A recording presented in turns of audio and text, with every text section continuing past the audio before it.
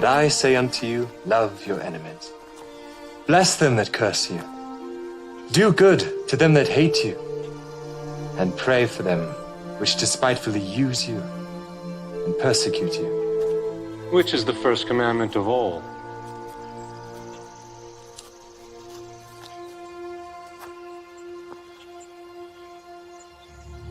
Hear, O Israel, the Lord our God is one Lord.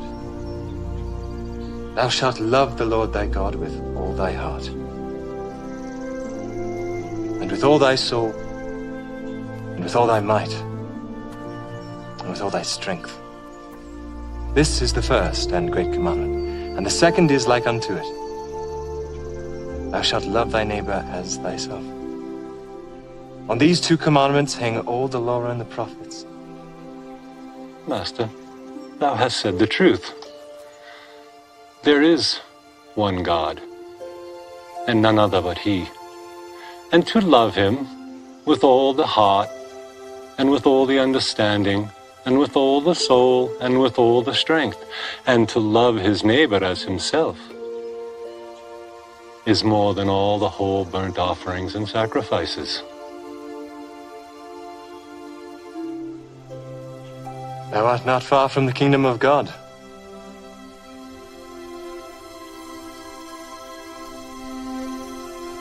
Sure they got wallet. What's up, y'all? Whoa, hold on. Is that Linus Tech? You do something. What you be doing?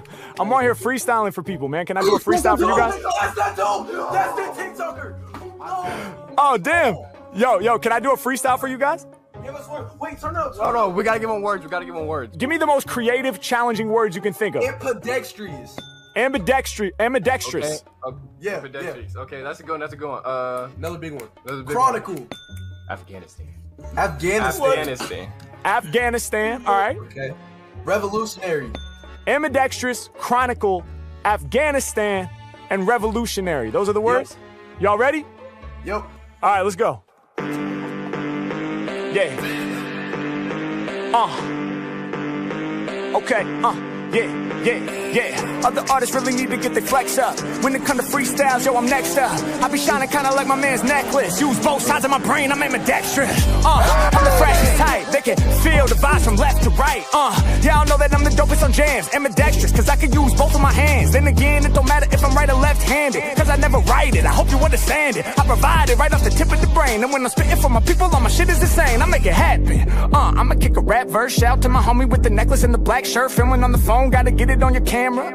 They got questions, Harry is the answer. Yeah, I'm about to make it known. When I rhyme, I be entering the crazy zone. Thank you for the words, y'all came up with the good stuff. Shout the homie chilling in the middle with his hood up. I go beyond your flow, going places other rappers wanna go. Do it by myself, no sponsor, bro. I'm delivering the rap chronicles. Your level up, I go beyond it. Matter of fact, I'm about to get you lifted like the chronic. Can't nobody else rock this way. High like the chronic, that's word to Dr. Dre. H-Mac, I'ma put it down. Every time I'm rhyming, they be loving my sound. Can't nobody really do it like me. Winning in my psyche. Shout my homie who be rocking Nike on the zip up. I get props whenever I be spitting. They gon' see me on TikTok for hip hop. I'ma put it down for all of y'all. I be cold shivery. This here is the chronicle delivery. Delivering the magazine and the periodical. I got the hottest flow, you know I brought it, bro. I ain't never slipping. Yeah, y'all just be assistant. I'm Michael Jordan. These rappers like Pippen. Think they on my level, homie? They be tripping. I grip the mic and then I'm about to slam the jam from LA to Afghanistan. I'm about to break it down till I find my peace. They put my music in the Middle East, yeah. All my lyrics are gigantic, I'm about to make a panic. They can feel my shit across the whole planet, yeah. Lyrics is what I'm about to push. He was like, yo, he's rapping right now. He said, shush, please be quiet, he's really getting down. I'ma blow your mind with the rhymes that's profound. I be doing me, and y'all know they never doing Harry. When it come to lyrics, all my flows are revolutionary. What I mean to say is when I'm spitting off the brain, I be revolutionary, go against the grain. I'm about to make a change the whole earth. I'm about to blow your mind with the freestyle verse. The beat style, but I wasn't ready to end. H-Mac be the freestyle internet trend, let's go. Yo, what? That's crazy. Bro, that was crazy. Wait, type your TikTok in chat again. Hell yeah, I go by Harry Mack. Harry Mack, bro. I've been watching. Bro, I've been seeing this all over, bro.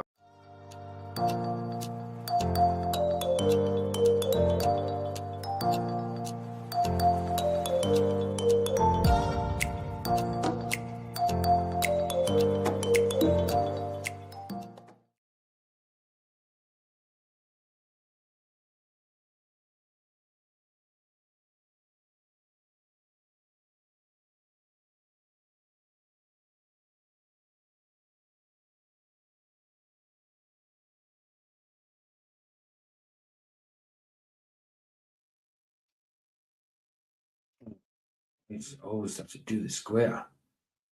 Hey guys, good to see you. Good to see you. Good to see you. Yeah, I wasn't going to go live tonight because of the circumstances, but I had to keep my mind occupied. So yeah, I decided to go live. Yeah, me and Vicky finished. Just so you don't know, she put out a post earlier as well. I didn't even know about it till later, but then I went and looked at it, and it's not there anymore. So yeah, don't know why. I haven't got a clue. I know why she told me, but it doesn't make sense to me. So yeah, me and Vicky ain't together. So just so you know that, just in case anything's said by anybody or whatever, So yeah, I've only really came live because I need to keep my mind occupied a little bit because I'm a little bit gutted and hurt. So it's one of them. It's one of them. Life goes on, man. Life goes on. But it doesn't stop me being hurt. So yeah, no problems, lad. Translation. It's nobody's fault, is it? I mean, I don't know what's going on, to be honest. I really don't. I can only tell you what I was told from Vicky, that apparently she's not a priority in my life. She thinks that I think she's not a priority, something like that. I don't. She's always last, apparently, she's saying. In my eyes, she's always last. And it's far from the truth. But, it's one of them. If that's how she feels, that's how she feels. It's completely untrue. But if that's how she feels, that's how she feels. I can't help that. So it's one of them. I'm going to have to get over it. Simple as that. But welcome, guys. Good to see you. Good to see you, good to see you, Canal. Good to see you, Baza. Good to see you, Jono. And good to see you, La. I know, bro. I know it does, but it's one of them. It's one of them.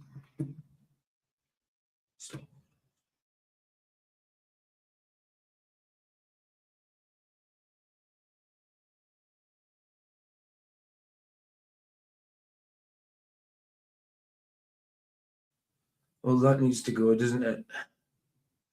Well, that needs to go.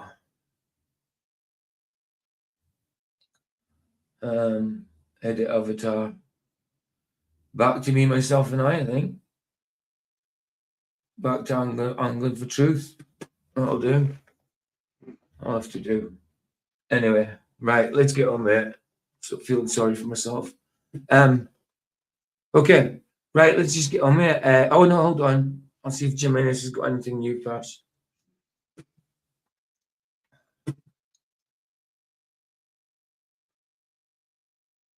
I can just let you know that there was no arguments. There was nothing like that. It was just I woke up to a phone call, and that's what I got told by her. So if that's how she feels, then that's how she feels. I can't help that.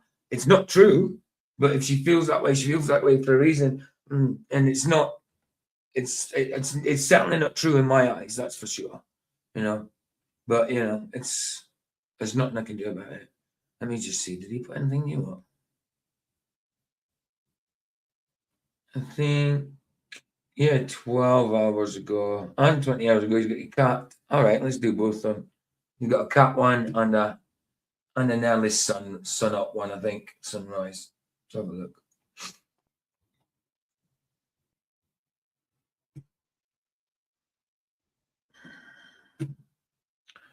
Anyway.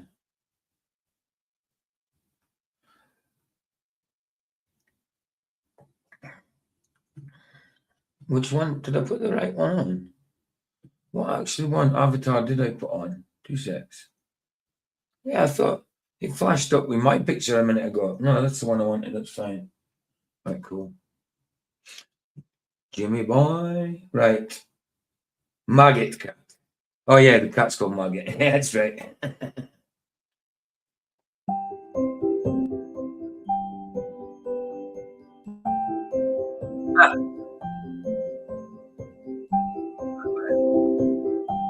You waiting, are you? I am talking now. Waiting, Maggie. That's not an Australian accent, is it, Jim? I'm only joking. Of course it is.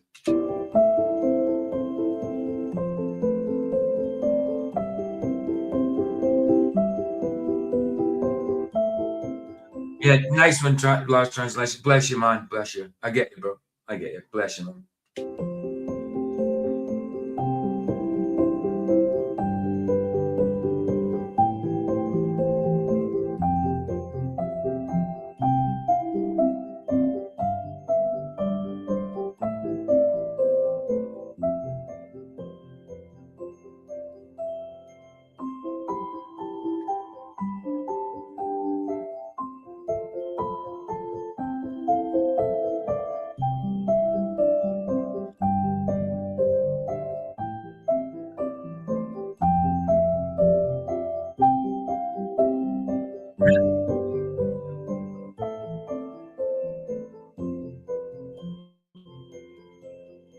That's the weirdest sky observation I've ever seen. I've never seen the sky look like a pussycat before. That's great. That's great.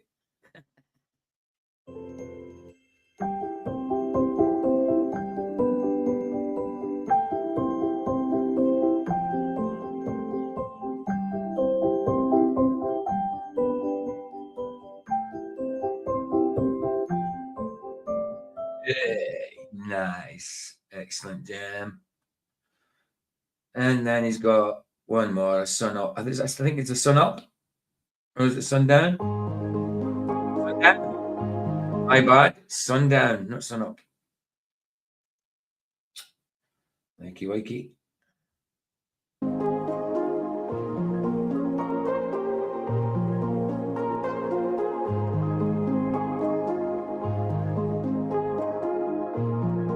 Yeah. See the eyes too.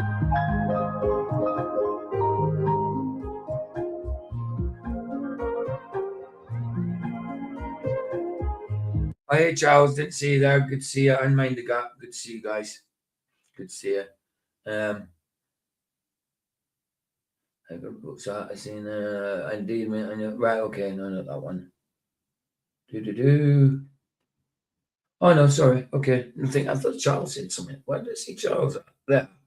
It's the surface of the moon. Right. The putty cat. Yeah, of course it is. And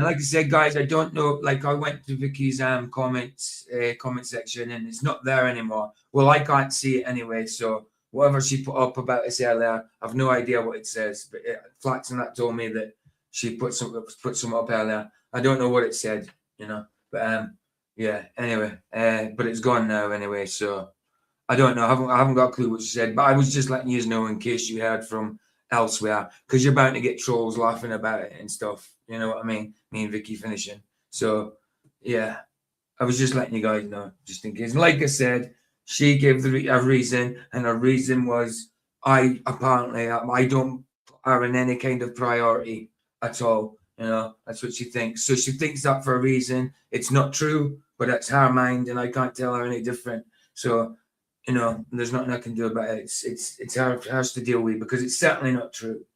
You know, she knows my priorities when it comes to God, my son, and her. She knows the priorities. So it's certainly not true. But if she feels that way, she feels that way for a reason, and I can't do anything about it. So I'm just telling you in case you hear from elsewhere, because now I know she's put a post up. Guarantee, even though she's took it down, I think, I guarantee got trolls will already got hold of it. So it's just in case you hear it through other means. There was no argument, nothing like that. There was no fallout. It was just point blank told me that she can't do it. So yeah, just there you go. It's just one of them. But then she tells me later on that she loves me in a text. I'm like, well, there's no point in telling me you love me when there's just no point in telling me it. Not at this point of after us just finishing. There's no point in telling me you love me. Anyway, continue.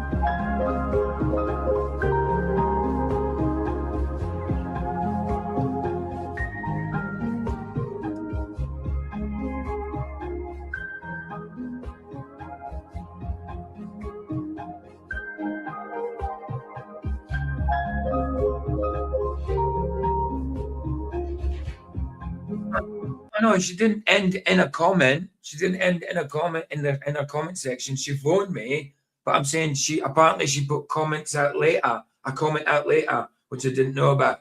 And when I went to look, it's not there. No, she didn't say it in a comment. She actually did phone me first. I just didn't know she'd done a comment to let people know. But I have no idea what she said in it because the comment's not there, or I can't see it for some reason.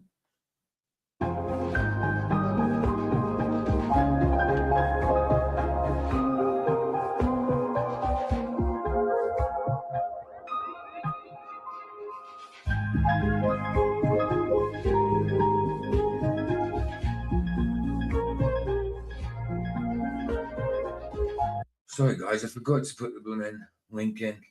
I keep doing that now. Starting the stream and forgetting to put the StreamYard link in. Everybody wants to come in and chill. It's just a testimony tonight, so I can't see me saying too much to it. It's Dave Wood testimony about how God destroyed his atheism. It's about 33 minutes long, something like that. So yeah, I can't see me saying much to it. I may have a comment here and there, but you know, it's somebody's testimony, so you know, it's gone. Anyway.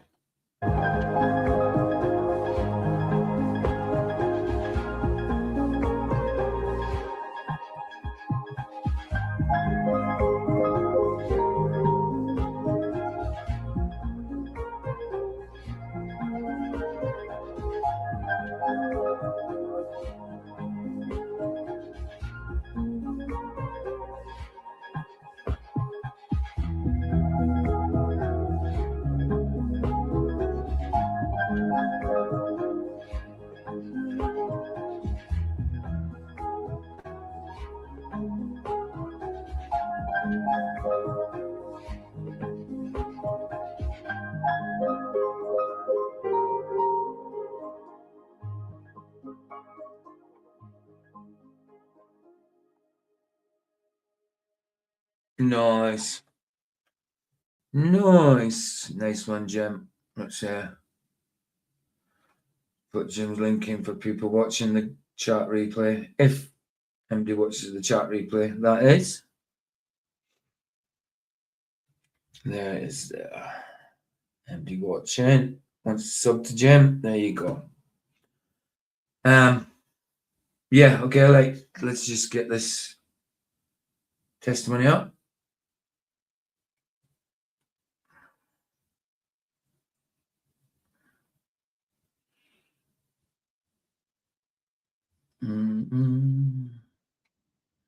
Oh, I haven't put the chat overlay on, have I, at all?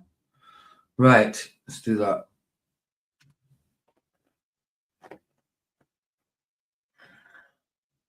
I'm in wrong one, Peach. That's the wrong one. Let's put Jim back up. I just went and got the blooming. I just went and got the right one. What the heck? It's weird. Don't tell me it didn't copy. Right. Copy. Right. Thank you.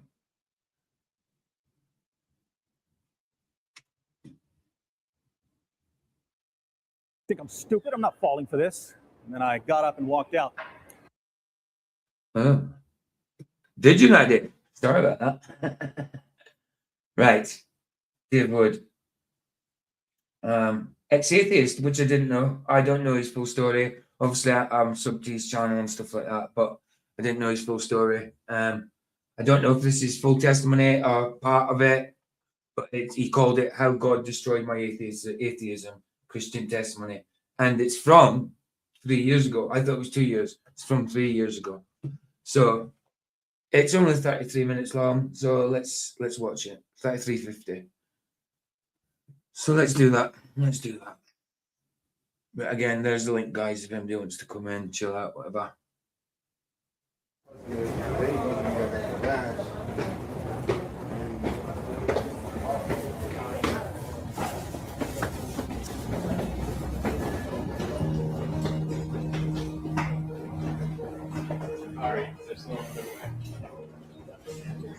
There's a way which seems right to a man, but its end is the way of death.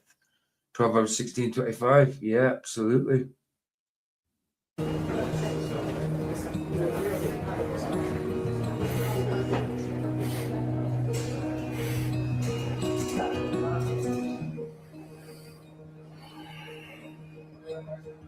Absolutely, La.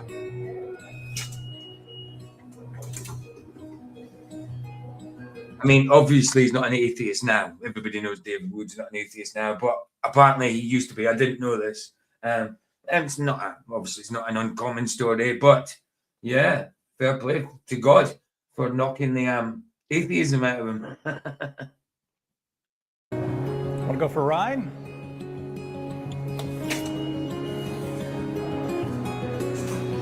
Imagine an underground world made of concrete and steel, stairways and tunnels, just enough light to see the signs on the walls. Suppose there were people who lived down here all their lives and were never allowed to visit the surface, and that these people were told from the time they were born that this world is all that exists. Wouldn't they believe what they're told to believe? When they try to live like it's true? Suddenly a madman stumbles down the stairs and says to the people living here, Absolutely they would, because that's what we're indoctrinated into. Yeah, absolutely. don't you realize that you're underground? Don't you know that there's an amazing world right up those stairs, and that a tomb, no matter how spacious, is still a tomb? But the people laugh at the man. They say, we understand our world just fine without all your rambling about another. Go back to your flying spaghetti world, fool. We're the enlightened ones down here. And in rejecting the world above, you sink a little deeper into the world below. Flying spaghetti world. I don't know what he means by that. Flying spaghetti world. Maybe because it's from above. I don't know. Because it's not underground. You'd think underground would be more spaghetti with how it winds and stuff like that. I don't know.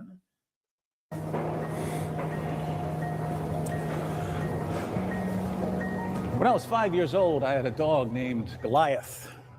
One day, my mother received a phone call. She turned to me with tears in her eyes and informed me that Goliath had been run over by a bus.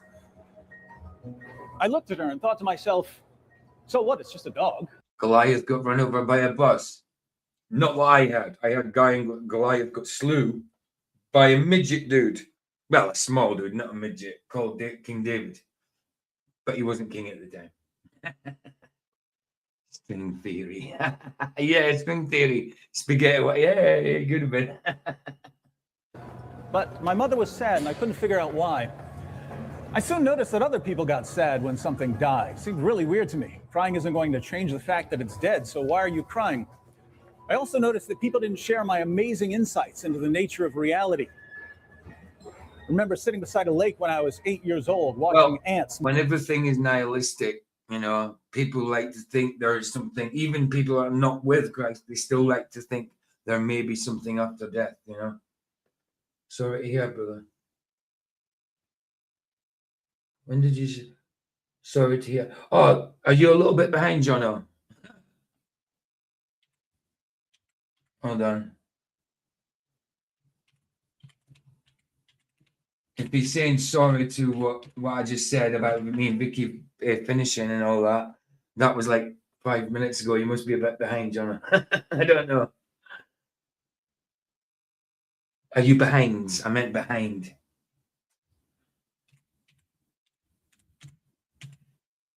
Oh, come on. I really need to get a new keyboard. All my print is going off my keys. March in perfect formation. And it suddenly became entirely clear to me that ants ruled the world and had only tricked us human beings into thinking that we were in charge. Do you have any idea how powerful and brilliant they must be if they've managed to deceive the entire human population? A few years later, I figured out that pets actually controlled the planet. Whenever a cat or a dog would look me in the eyes, I would think that it was communicating with me, silently bragging that it was much more intelligent than humans were. So part of my youth was spent talking to animals, telling them, I know what's going on here. I'm onto you. But I grew out of that sort of silliness. By the time I was in 10th grade, I was... You seen it 8 years ago, Jono. It's 3 years old. Yeah, it's 3 years old, bro. You might have seen it 3 years ago, but I don't. Unless he re-uploaded it, I doubt it. But hold on, I don't think he did. I think this is. I mean, this looks like Dave quite recently because 8 years ago he had longer hair, I think. But yeah, 3 years ago, bro. I was listening in. What do you mean listening at what? Or what about Vicky? About me and Vicky finishing? Yeah, I know. Well, whatever. It's some of that I've got to deal with it, you know, and it's the way she feels. So there's nothing I can do about that. There's just nothing I can do about it. I'm gutted and I'm hurt, but there's nothing I can do about it. One of them. I was convinced that I controlled the weather. I didn't know how I controlled the weather. I just knew that I did. It would start raining and I would think, okay, how did I do that? I also had the ability to control time, but I didn't know how to use this ability yet. I mean, Chilster Deluxe and Graham and David Banner and all that find out sooner or later. But Chris, don't say anything to Chilster because he'll just come in. They'll just come and try and troll me. You know, simple as that. Summer, my best friend from elementary school died. Jimmy had always talked about going parasailing. He finally got the chance and his harness broke. He plummeted to his death. When I heard about it after knocking on his door, I had the same reaction I'd had when my dog Goliath died, namely, so what? But this time was different. It seemed like I should be bothered by Jimmy dying, so I started. Oh, I got you, Jono. You rewound because you weren't understanding what was going on. I got you. Oh, you don't talk to them anymore. I thought you were friends with Chilster, bro. Okay, all good, man. Sorry. Yeah, just forget what I said then. Forget what I said. If you don't talk to them, then there's no chance of you saying it. So now, bless, bro. I thought you still spoke to them, but all good, man. All good. Bless. But yeah, no, Jono, I know, bro. It's just like I say, it's one of them. Wondering if something might be wrong with me. After pondering this for several months, I realized why I was different. I had evolved to a higher stage of humanity. These sad little emotions the rest of you have, they're like this. I wonder if he actually got that. I wonder if he did feel like that, if that was some kind of psychosis of his, that he thought he was more evolved than the rest of us. Because people do get psychosis like that, man. And I do know he's been to prison and stuff, so I don't know if he had any drugs in his life, but, you know, just being on the street can bring on psychosis, you know, through mental health, you know. It doesn't have to be drugs, but it happens with both drugs, mental health, both at the same time, one or the other or both, you know. Vestigial tails left over from more primitive life forms. But humanity 2.0 had arrived, and you earlier models were now obsolete. Oh, it seems like you really thought this about yourself. Wow. I'm glad God got him off his high horse. Now, fair play. I love Dave Wood's great. I think what he does is great, especially against Islam and that and their teachings. And he's getting a lot of crap from them. He's getting a lot on TikTok. He's being doxxed by them. He's being threatened. They've come to his house, graffitied on near his street or whatever. You know, they've been there. You know what I mean? Actually tormenting him. You know what I'm saying?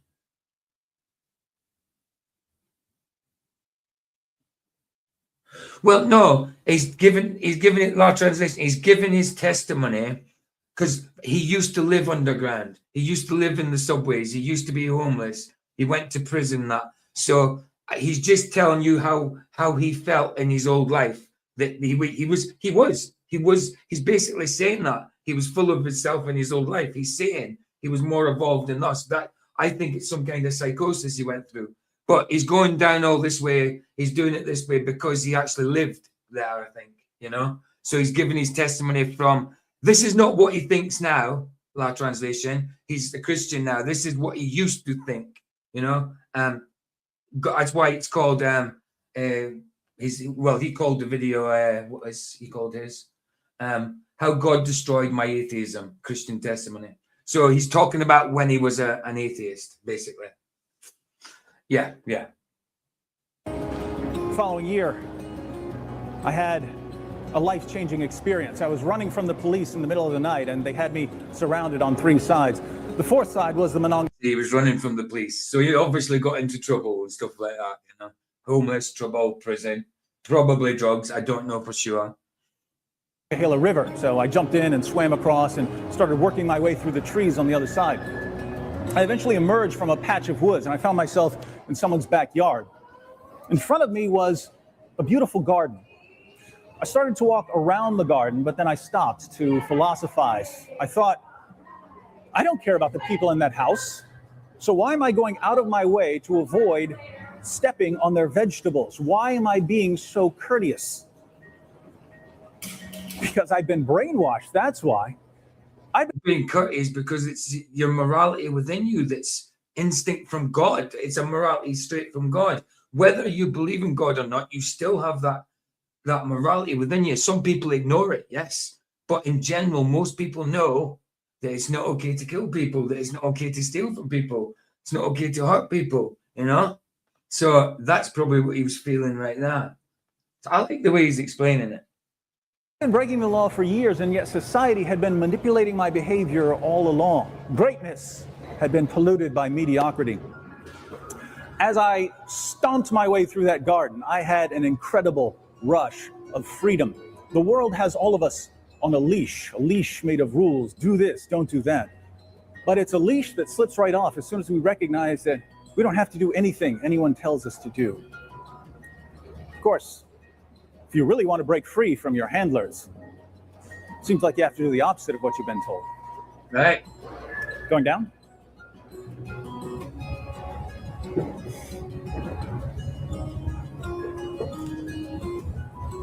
And he's done it. He's doing it in a quite a dramatic way. I like it. I like it. I mean, he's really creative that way. But when you see him in general in his normal videos, he's just there debating things like Islam and stuff like that. You know, you don't see the side of him. You don't see the testimony side. He's just basically sitting there with with other people debating Islam and stuff like that, which he's really good at. He's really good at. So I like the way he's done it. I like the way he's done this. I mean, I just told my testimony like this, you know, from me to the camera sort of thing. But, you know, he's a bigger creator than me. He can do a production like this. Not that it's a big production, but it's a good way of doing it. And he's taking us through where he actually used to live and stuff, I think, you know. So, or at least where he used to hang out as a street kid or whatever. Studying bomb building when I was 18. Nothing fancy yet. I got a copy of the Anarchist Cookbook. I learned to make pipe bombs. I learned to put together a homemade grenade launcher. I bought a book on disguises. But he wanted to be a revolutionary. He wanted to be a rebellion, a vigilante of some sort. So yeah, he knew how to make all this stuff, man. I wonder why. So I wouldn't be recognized, but it all felt a bit amateurish. So I decided to become a chemistry major in college where I could learn to build something a little more sophisticated. But my plans of becoming a bomber had to be put on hold because there are more important things in life. Anyone can blow up a bunch of random people. You don't know them.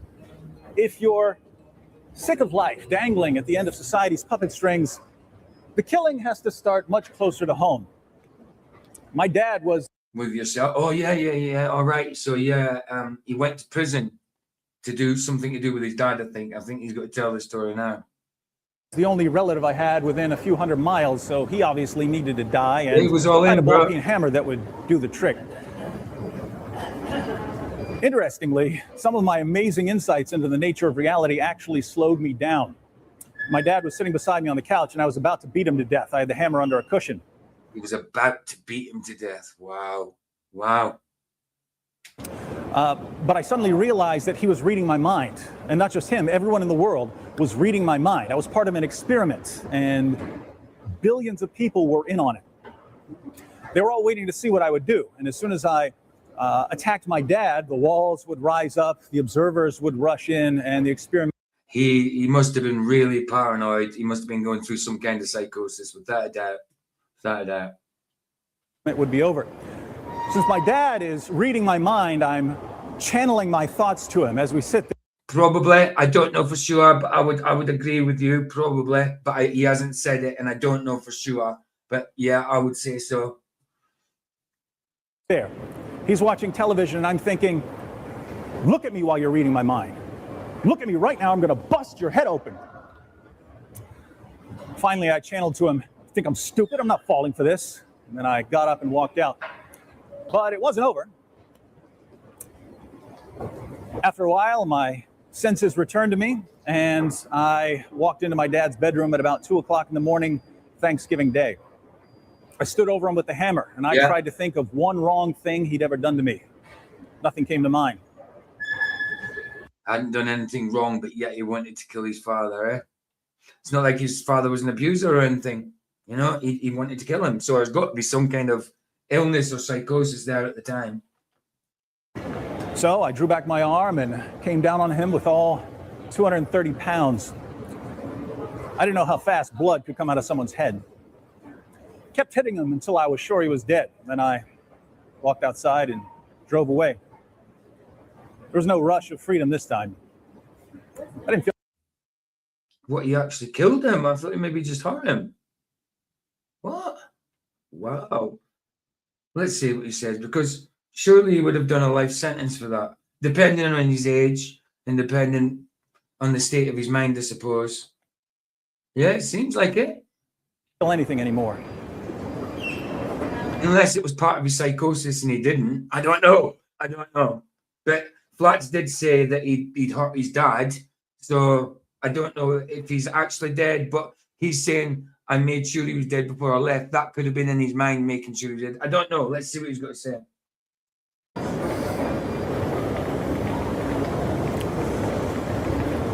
Did I mention that I was an atheist? I understand that most of you atheists out there live... Well, in the title you did, yeah. At the time, obviously, not now. Live perfectly normal lives, but I can never understand why you would want to. Think about it. We've got this massive universe, and over here is a tiny little crumb of a galaxy. I don't want the spiral arms. I think he's still heliocentric, so he'll still believe in that part. So, yeah, we'll have to give him a buy in that one, you know what I mean? To this galaxy is a thoroughly unremarkable ball of hot gas. Circling this ball of hot gas is a pathetic...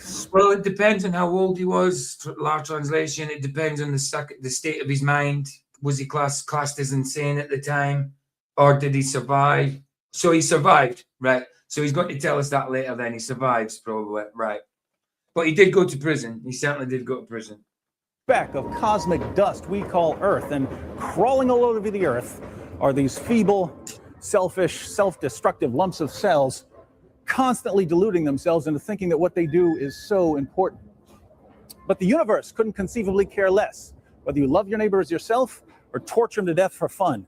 So that's the thing, you know? If you've got a nihilistic view, an atheistic view, then, and you think no more, your morals don't come from God, then you could be subjective about them and do what you want, you know? And do what you want. That, like he says, there's no, when it comes to universalism or whatever, there is no forgiving forgiving people that sin against you. It's like retribution, revenge, and stuff like that. There is no love your neighbor, you know? There's no moralistic principles like that because it's all subjective if we came from nowhere, you know?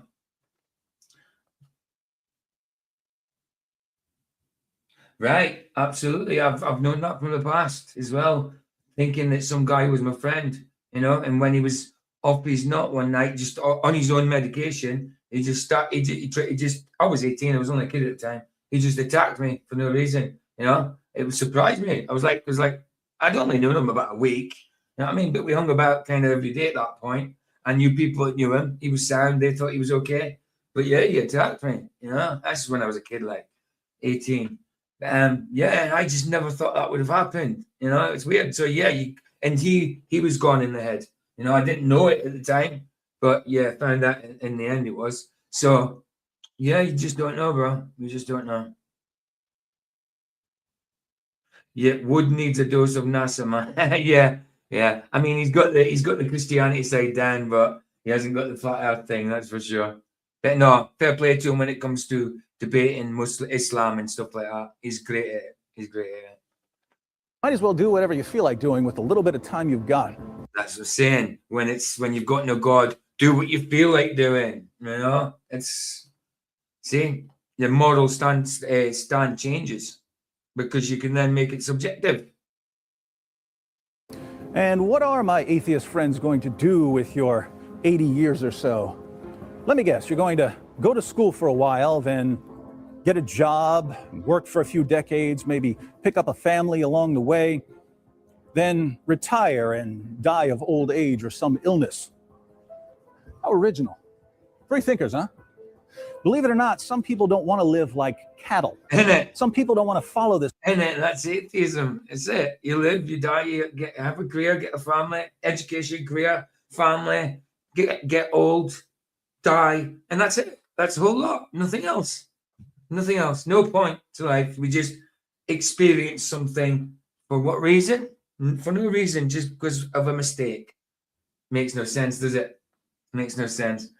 Very true. And it's a sad universe to live in. Nihilistic nothingness. Absolutely, bro. Absolutely.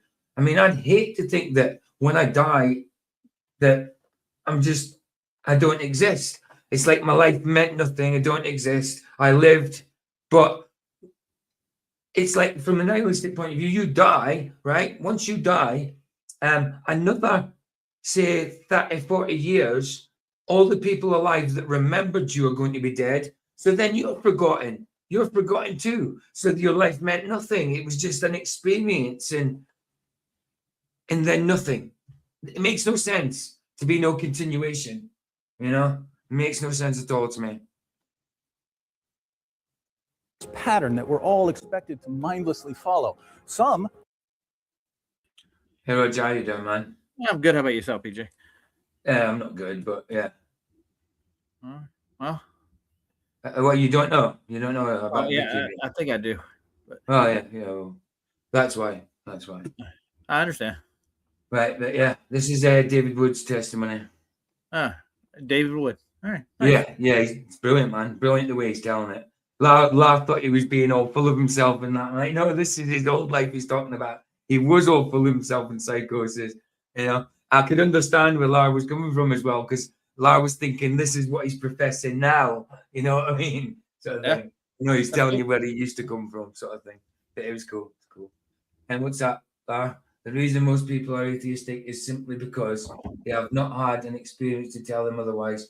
But those are out there. You have to be open to them, even biology. Right. Mm-hmm. Absolutely. Right. You got anything to say? We'll continue. Oh no, I haven't got to listen to much of it. I got on. So all right, cool. Right. So it's 10 minutes in. We've got about 21 minutes, 22 minutes of it left. 24 minutes of it left. Nice.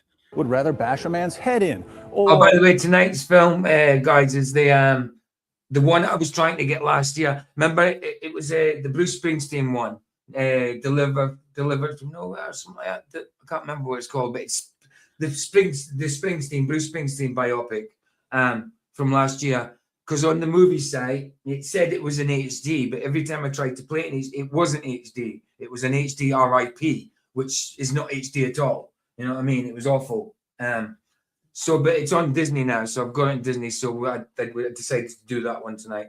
I don't know what we'll do on Sunday, but it'll be one of the ones you guys picked. I'm gonna shoot straight with you, list. Sorry, I've never heard of this Bruce Springsteen movie. I'm sure you haven't. Road to Nowhere, maybe. Road to Nowhere. And what's it that called? sounds kind of familiar. Yeah. What's it called?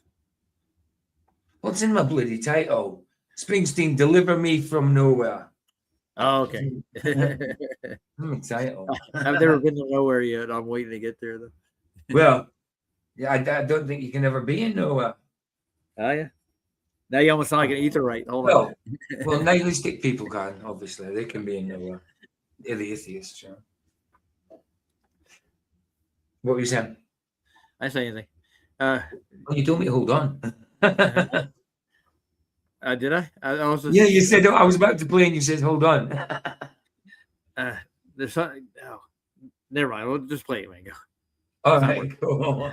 I was going to ask if anybody wants to buy something, but all right. The God needs a near-death experience to get with the program. Yeah, I need a kick up the ass of some sort. Yeah, with a tent peg. Yeah. You heard about that, did you? With a tent peg? Yeah, Donald Trump actually was inflicted with a tent peg when he was younger by another gentleman. He Was it? shoved it up his butt and kicked it as hard as he could. Oh, nasty, nasty. Yeah. It's not good. Yeah. No, not good. But I mean, things happen like that as a kid. I was told that when my mum told me that I was two, when I was two, that I let some kids poke my ass with sticks or something like that. You know what I mean? Putting sticks on when I was 2 years old. I'm like, what? I don't know what that's about. It's kids messing about, obviously. You know what I mean? Nothing sexual, obviously. No, it's just weird, dude. That's all it is. Just kids. I don't know. Well, at least you get one stuck up there, you know. My mum often laughs about that. I'm like, Mum, I can't remember that crap. And I remember being two as well, but not everything from being two. Obviously. I don't think I remember half the crap that I was 2 years old. I don't think anybody does, do they? No. Prison Matrix, yeah. Shoot up a theater or walk down their school hallway, stabbing people. And why shouldn't they? I mean, he's literally just beat his dad. Well, he thinks he's beat his dad to death at the minute. You know what I mean? Uh-huh. Because it's wrong? Says who, your grandma? Or should they try not to hurt people because people have intrinsic value? Here I thought that human beings are nothing but machines for propagating DNA. Most people don't want to kill and slaughter, but for those who do, our civilization is rapidly destroying any significant reason they might have for resisting the urge to kill and slaughter. Young people are lining up to dance to the music of their DNA. All you can do now is hope that they get tackled when they stop to reload or that they make some huge blunder when their bloodbath begins. I made a huge blunder when my bloodbath began. I underestimated the amount of damage a human head could endure. Crushed skulls can apparently be pieced back together by doctors. My dad had brain damage, but he survived the attack. I was taken to a mental... Yeah, so he survived. Yeah, nice one for that, John. I kind of thought he would have had to, because otherwise, why is he not still in prison? I mean, the only other reason he would be in prison is, you know, he wasn't mentally capable of being, you know, considered guilty of that crime because he wasn't in his right mind, sort of thing. But I knew he went to prison, so I kind of thought that he must have survived. Hospital and later to jail. Jail is a place to sit back and reflect on the things you've done. You've got plenty of time to sit back and think, why did I get caught? What steps can I take to avoid getting caught next time? So it wasn't about not doing it, it's about not getting caught next time. Yeah, that's the best thing for a criminal, right? Yeah. He certainly had a depraved criminal mind at that point. I mean, I think he had psychosis. The way he describes what he was thinking and all that, I think he had psychosis of some sort. Without all of the empty, repetitive tasks that ordinarily keep you mentally sedated, you've got plenty of time to... It's mad. John Hill came in and says, I've seen this. It must have been about 8 years ago. Well, it was 3 years ago, unless he did it before that and re-uploaded it. But I doubt it because his hair was longer about 8 years ago, I think. But it's the first time, it's usually the first time John Hill comes in and says he's seen something before me. Because usually he hasn't seen any of the movies or anything like that. It's mad. And John has seen this before me. Fair play, John. To figure out what's most important to you. The most important thing to me was not being a slave to people for whom I had nothing but contempt. But people had controlled me in various ways throughout my life. And this meant that they would need to be taught a lesson. I had a list of people going back to kindergarten who were going to be brutally murdered. But doubts occasionally crept in. I would ask myself, is there a point to any of this? Yeah, it seems that way, doesn't it? Wow, that's crazy. It's like there's a different species with human bodies because we can never connect with such thoughts. What a strange world, beautiful and frightening, but always purposeful. Right, absolutely, bro. I mean, I've had psychosis, drug-induced psychosis, you know what I mean? But I know what, fleetingly, it wasn't like long, you know, it wasn't longer than a day sort of thing. But I know what psychosis is like. It's awful. It's awful. And you think things are real, it's not. You know what I mean? Yeah, what I'm My getting cousin Dougie that died last year, the one I keep pointing up there because I've got his program up there from the funeral. He had drug-induced psychosis. He actually had a tattoo of a demon dude that looked in it. It looked like a baby version of the stereotypical devil, the red devil with hooves and horn. He looked more like a baby. Now he used to talk. He got a tattoo of that to pledge his allegiance to this dude.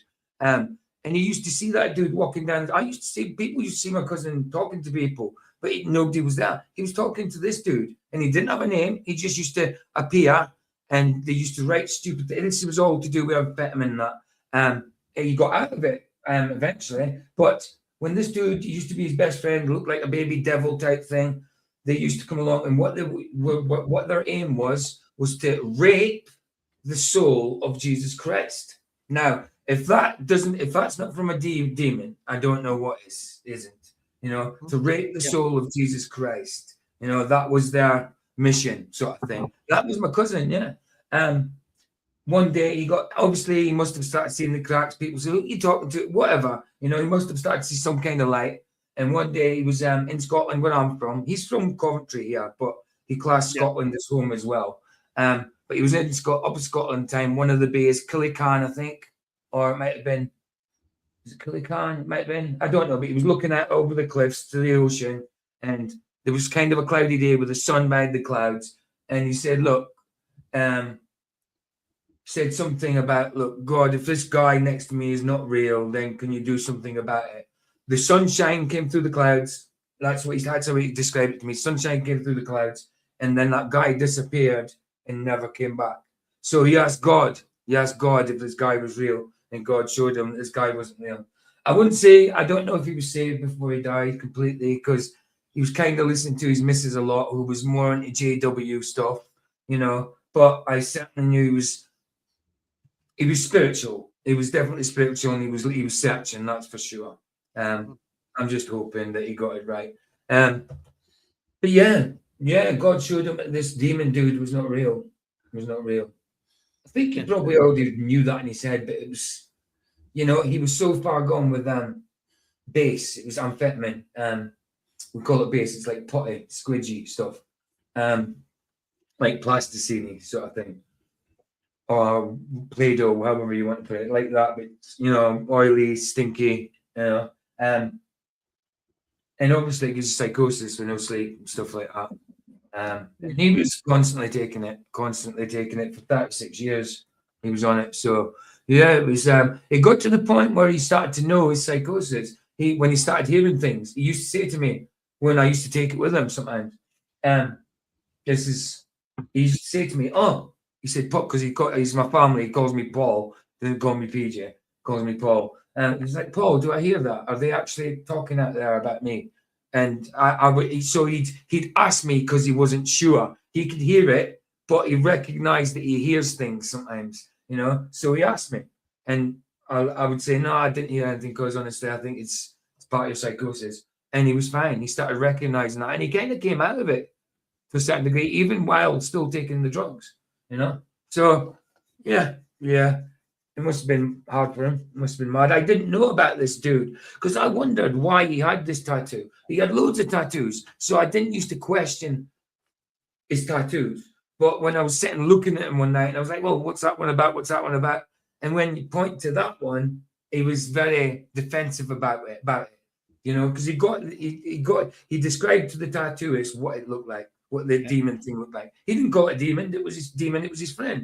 And I said, "Well, what was his name?" This is when he was ready to talk about it, after he knew he wasn't real and that. And he didn't have a name. He just used to turn up, and then they start talking about torturing the soul, raping and torturing the soul of Jesus Christ. You know. Hey, you ever seen Black Sabbath when Dio started? When who started? Dio. Oh, you mean you mean the band in the Black Sabbath? Yeah. Their first album with Dio was called Born Again. Look at the cover of it. Right, let me just see. Born Again, Black Sabbath. Yeah.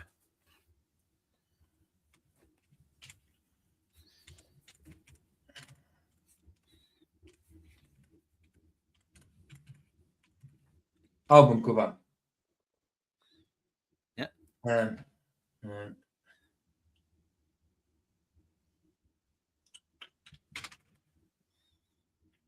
Where's the bloody bit? There it is. Come on. Pressing the wrong bloody keys. All right, here we go.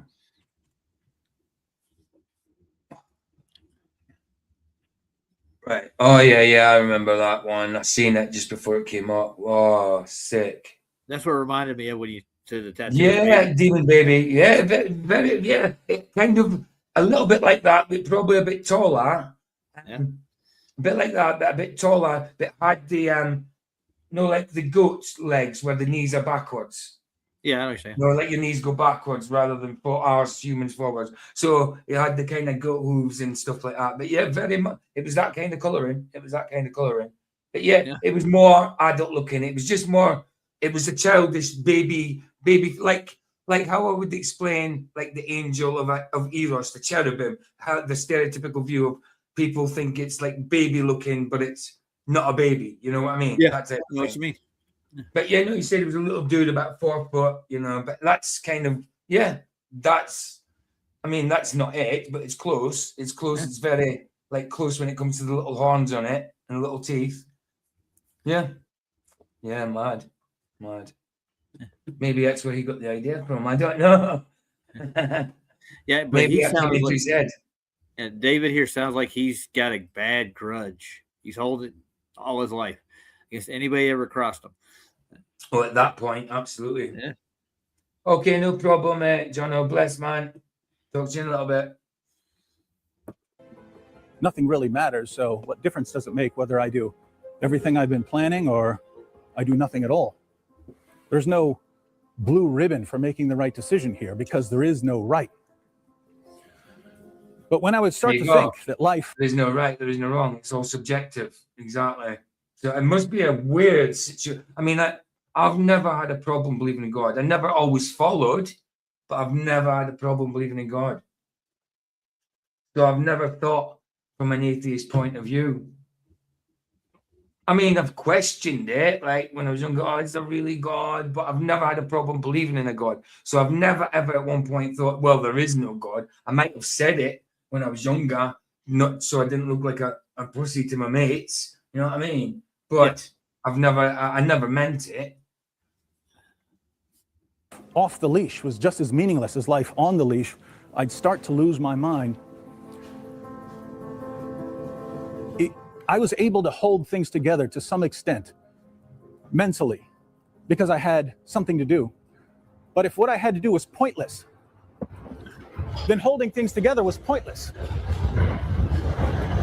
So I was at an edge, and there's nowhere to go but over it. Did he know to time out as the train came there? I wonder if he knew to time that. Because the way he's doing it, walking backwards as the train's going forward, that's got to be produced. That can't be a good coincidence, surely. Yep.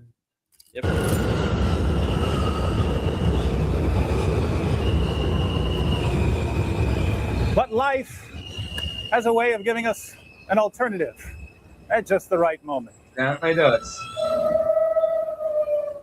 Is it life or is it God? Yeah, obviously. He timed it, obviously, because he's getting on there. Yeah. Right. Fair play.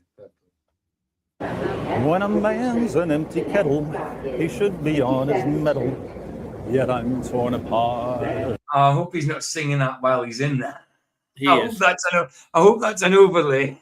I don't think it's an overlay, dude. Sounds like he's singing it while he's in there.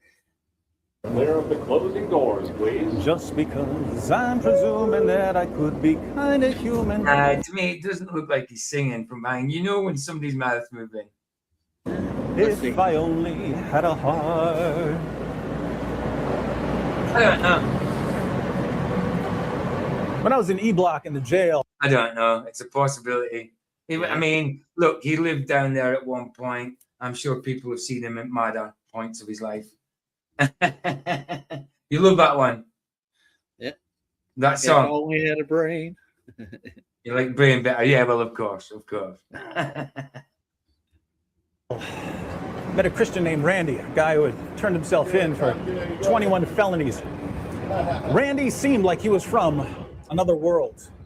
There'd be a fight in the dorm and he wouldn't watch. He'd turn his head away and pray for it to stop. Our main source of entertainment, and he's praying against it. Fair play, fair play. Christians crack me up. Randy was lying on his bunk reading his Bible one night, and I walked up to him and said, "Do you know why you're reading the Bible? You're reading the Bible because you were born in the United States. If you've been born anywhere else, you believe in something else. If you've been born in China, you'd be a Buddhist. If you've been born in India, you'd be a Hindu. If you've been born in Saudi Arabia, you'd be a Muslim, because people like you believe whatever you're told to believe." That's not necessarily true. Yes, there's different religions in those places, but there is also a mixture, and that's why the Great Commission, as part of the Great Commission, to go and bring the gospel to all nations. He knows this anyway, but I'm just reiterating, to all nations. Yeah, I got one thing to ask you though, PJ. You remember Northern Rebellion? That's one of Ryan's friends, by the way. To let you know. Northern Rebellion. Yeah. Yeah, we spent a night playing poker with him over Discord. Oh, what you mean? It was the one who was talking in that Discord. Yeah. Yeah. I didn't think he was a global, right? No, he's not. No, I knew that because he was talking against him. I didn't know he's a short seasoner. I had no idea. Oh, is he? Oh. I don't know. It seems like it by the way Keith was going on about what he was saying about Zionists. Yeah. Yeah, I don't know. I mean, I'm not sure which one on Sunday. Probably one of them. Payback or Fulfillment. Yeah, probably. Yeah. We haven't done the Fulfillment, have we? No, we haven't. Bev is using an app, a phone app, to get those trialliterations from Polaris. Like I say, he's probably inputted something wrong. He's using talking about averages earlier on, and the phone app is not accurate. An average, he was implying an average, but I didn't hear anybody work out an average. No, he didn't. No, he's just using what the app tells him to do. That's what he's doing. You're saying that's an average without working out an average. Yeah. And the fact is, like Adam Megan pointed out, that there really are no north to south roads at that latitude right on the mark in that part of the world. Like, there's no way you could get like 1 degree to the next degree evenly. It's the reason they're doing it. They're going to have these school kids do it with an app to prove it's a globe. Remember, so if it goes to the schools, they're going to change the name from 69 miles. Yeah. That's it. So I'll do. Sorry, I thought you'd finished that. I'll do Fifth Element on Sunday. I'll do Fifth Element. Go on, because we have spoke about Fifth Element for a good while, and it's one I keep getting to do. I think it's because all the copies I looked at before, they were all quite quiet and stuff. But yeah. So we'll do that one. We'll do that one next for filming. Sorry, carry on, Roger. Yeah, what they're trying to do is they're going to replace the married or statute miles with nautical miles. They're going to do just nautical miles. Right. And they're going to try to make it fit on the ball. So. Yeah. Well, exactly. I mean, like I said earlier on, maps are flat, and when we read them, we don't. Are you reifying the map there, PJ? Yeah, I'm saying maps are flat, and when we read a map, we don't wrap it around a ball to read it, do we? No, and it is measured flat, and Brian showed that before he said anything about maps, and Of course he did, but Bev just kept chanting and then saying, "Let me talk," when he's the one talking. I think Brenda Creates and Emma are the one putting this shit together, dude. And then you've got McToon in the chat, start calling him Broin. They want to get rid of the azimuth. They That's don't. how he says it. He doesn't say Broin. No. Broin. They're nominating Brian and me for the top left award. Oh well, just give them top left. Give them bottom right then. Give them bottom right. Well, you heard about my award I'm handing out for the Glober of the year. It's going to be called the Dead Fish Award. The Dead Fish Award. Yeah. The Dead Fish Award, man. So I'm going to go through all the, like, I See Spin, Wesley, Monkey Cat, Craig. I'll be listing them all off at every show. I'll take a vote. And we'll do an award show at the end of the month. Like, yeah, the dead fish. Isn't that mad there? Like Dave's standing there giving his testimony, and look at that little drawing down there of a little demon with an upside down cross on his head. See it? I see it, yeah. On the door. Yeah, hold on. Yeah, it's between me and you. I'll get rid of it. See it, guys? The little demon, a little drawing of a demon with a cross on its head. Yeah. Down yeah, here. I see it. Upside down cross. Wow. Just noticed it. That's fitting, isn't it? Yeah. It's very fitting. Very fitting. Very fitting. I was just looking around these numbers to see if it said 666 or something, you know? Yeah. So tonight, when we get done, I'm gonna be doing a second one on geodetic survey, and I'm gonna point out the fallacies in it too. Yeah, well, that's another thing he did, Bev. Just called out fallacies, but didn't say what type of fallacy. Oh, no, that's a fallacy. That's a fallacy. That's what? No, the fallacy is you not shutting the hell up. And Well, what the fallacy that he's going on about is reification fallacy. Yeah, but he's not claiming what fallacy. He's just saying fallacy. Yeah. Well, that's the original claim, that the map is not the terrain is not the map. You know. Yeah, well, that's just stupid. He knows that, obviously. Well, saying the terrain that he's saying is that he was actually saying obviously that the map is not the actual land, but that's what he was trying to get across. Like, everybody knows that. Bloody hell, we know that it's just the map represents that land there in that triangle. That's not just the triangle, and anywhere outside the triangle as well. But the map is representative of it. We don't know. It's so stupid to say. It's so stupid when you're debating after that. They have to think, try and make the crowd, the viewers, think that you actually believe that we live on a friggin' map. You know what I mean? Yeah, so I know. Stupid, I get it. man. Well, what he's trying to do is he's going to try to show that the 69 is the actual value from Polaris, but they're going to try to reify it, turn around and go with the Sigma Tantus, and they're going to do the same thing with it. So they're going to reify the ball. Right. Yeah. Right. Yeah. Right. So that's a fallacy in itself, you know. Yeah, of course. 20 minutes left. Let's get this done. We'll go over. But wait a minute, it's the true globe. It's not what you think it is. Well, the true globe. I'm already excommunicated from true earth, so might as well be totally shunned from true globe. One more thing, you can do F all with an angle. Well, of course. You need more than one angle. That's what you need. Like carpenters don't do anything with angles, you know.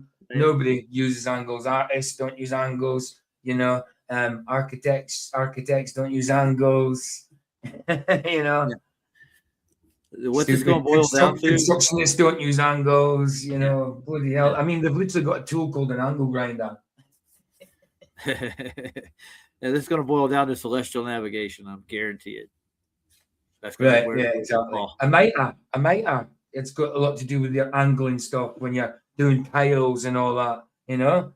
You know, when you make something, that's angle. It's something to do with angles. They're just so stupid, man. Oh, what can you do with an angle? Yeah, I want to get a hold of you do with it. The fact is, it's reality. You know? I want to get a hold of 10th Man. I want him to come do a presentation on celestial navigation and the 5,400 mile swoop he did with equal elevation angles. He could traverse the seas and the land with that. That's a big no curve, 5,400 miles. Of course. It's doable. Yeah. Right. All you need is a sextant. Yeah. Sextant. That's it.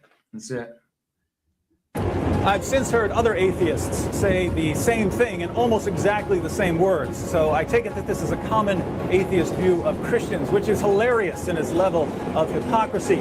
I believe that the universe exploded out of nowhere for no reason, and that life formed on its own, and that consciousness was a natural product of particle interactions in our brains, and that moral values were nothing but societal indoctrination, and that Jesus' followers made up a story about him rising from the dead because they wanted his message to spread. I believed all of this without anything remotely resembling a careful investigation of the evidence. So he believed in Jesus when he was an atheist, but he believed that Jesus' disciples lied about it and say he was raised from death because they wanted the story to carry on. Yeah, I got you. Yeah, that's what most atheists really think, though. He get a rundown of it right there. You know? I mean, it's better to deny him completely. I mean, for them, I mean, they don't think like that. They actually think Christians are their enemy. I think in that respect. Yeah. Well, they're not. Well, to a certain degree, spiritually, they are, but not in because we're sent to even tell them the story. But all you can do is plant the seed. You know, if it doesn't germinate, then that's it's between them and God. You know? Makes sense. Which means I believed a lot of what I'd been told. But I'm pointing a finger at the Christian. Why? Because it's much easier to make fun of someone else than to do the difficult work of putting together a coherent, well-grounded belief set. Something interesting happened when I made fun of Randy. He fought back. Lots of Christians will go into retreat mode if you start arguing with them. They don't want to cause a scene. But Randy sat up on his bunk and he defended Christ. Well played. Well played. Sat there and prayed for fights not to happen when they were happening, but when it came to Christ, he defended Christ. Fair play, Randy. Fair play, Randy. Whoever you are. Yeah, nice one, Randy. Randy from prison that Dave was in at some point. Bless you, Randy. Yeah. Amen. proceeded to embarrass me about some of the things I was saying. I was totally shocked. I didn't know what was going on. I'm the smartest, most advanced human being the world has ever seen. And night after night, when we were arguing... And that's what his psychosis must have told him at the time. Randy was just taking me to a school. And he wasn't smarter than me. He didn't have any special knowledge or degrees. He wasn't a scientist or a philosopher. He just had an annoying habit of questioning everything I would say. And when I would try to answer his questions about what I was saying, it would become clear to him and to me that many of my beliefs, when put into words, sounded really, really stupid. Things that made perfect sense when unquestioned made no sense at all when questioned. I became so frustrated by our arguments that I mean, God used somebody that was not as smart as him in prison, you know, somebody with humility to, you know, present the gospel to him. That's great. That's great. The question he was used to people backing down because he was clever, all that kind of stuff. And, you know, this dude did it. It's great. Yeah, but to say Christians aren't smart, come on. Oh, no, of course Christians are smart, absolutely. But I mean, not all. I mean, some Christians are Christians because of faith, not because they're smart. I mean, but some Christians ain't that smart. You know, some, you know, I mean, they're smart for choosing Christ. It's a smart thing to do. But I'm talking about intelligence-wise. I mean, but it doesn't matter. God uses all sorts. They might not be intelligent when it comes to numbers, literature, you know, talking or anything like that. But when they're in fire for Christ, who cares? Who cares? You know, Christ can use them just as much as he can use someone who's very, very, very intelligent. At the end of the day, all that knowledge will get you nowhere. It's it'll go buy you to heaven. No, I'm not. If you're not really just looking to go to heaven either, I'm just like, as a moral guide, I don't think you can find one more suiting than Christ. And anybody's ever studied any kind of philosophy or theology at all, actually, they end up going back to it, dude. They don't run away from it. Those who do end up becoming bitter. Whatever Christ had to say was perfect. So it cuts like it's like a two-edged sword. You know, Christ is a very educated man, though, himself. Well, absolutely. I mean, he's God. Yeah, but I mean, as a teacher, as a rabbi, he was well versed. You know? Of course. Yeah. He was preaching at 12, of course, man. Doing his father's work. Yep. Yeah, and looking for other ways to defeat Randy. I made fun of him for getting molested when he was a child. I saw his 12-year-old sister in the visiting room, and I said some things about her that I'm not going to repeat here. I'd keep messing with him until he got upset. And when he got upset, I'd say, "Look at you, getting angry at me. You call yourself a Christian?" Oddly enough, Randy and I Isn't it mad how people think that Christians ain't allowed to get angry? You know, Uh-huh. like that we're not just that we're not human and got feelings also. You know, and even if we retaliate, we're flawed humans. It doesn't mean to say that you're not in Christ. You know, we're just flawed. We're not perfect like Jesus. We're just trying to do what Jesus would expect of us. Yeah. You know? Well, how many times did it say that we were supposed to forgive? And 70 times 7, which means complete all the time, every time. Friends.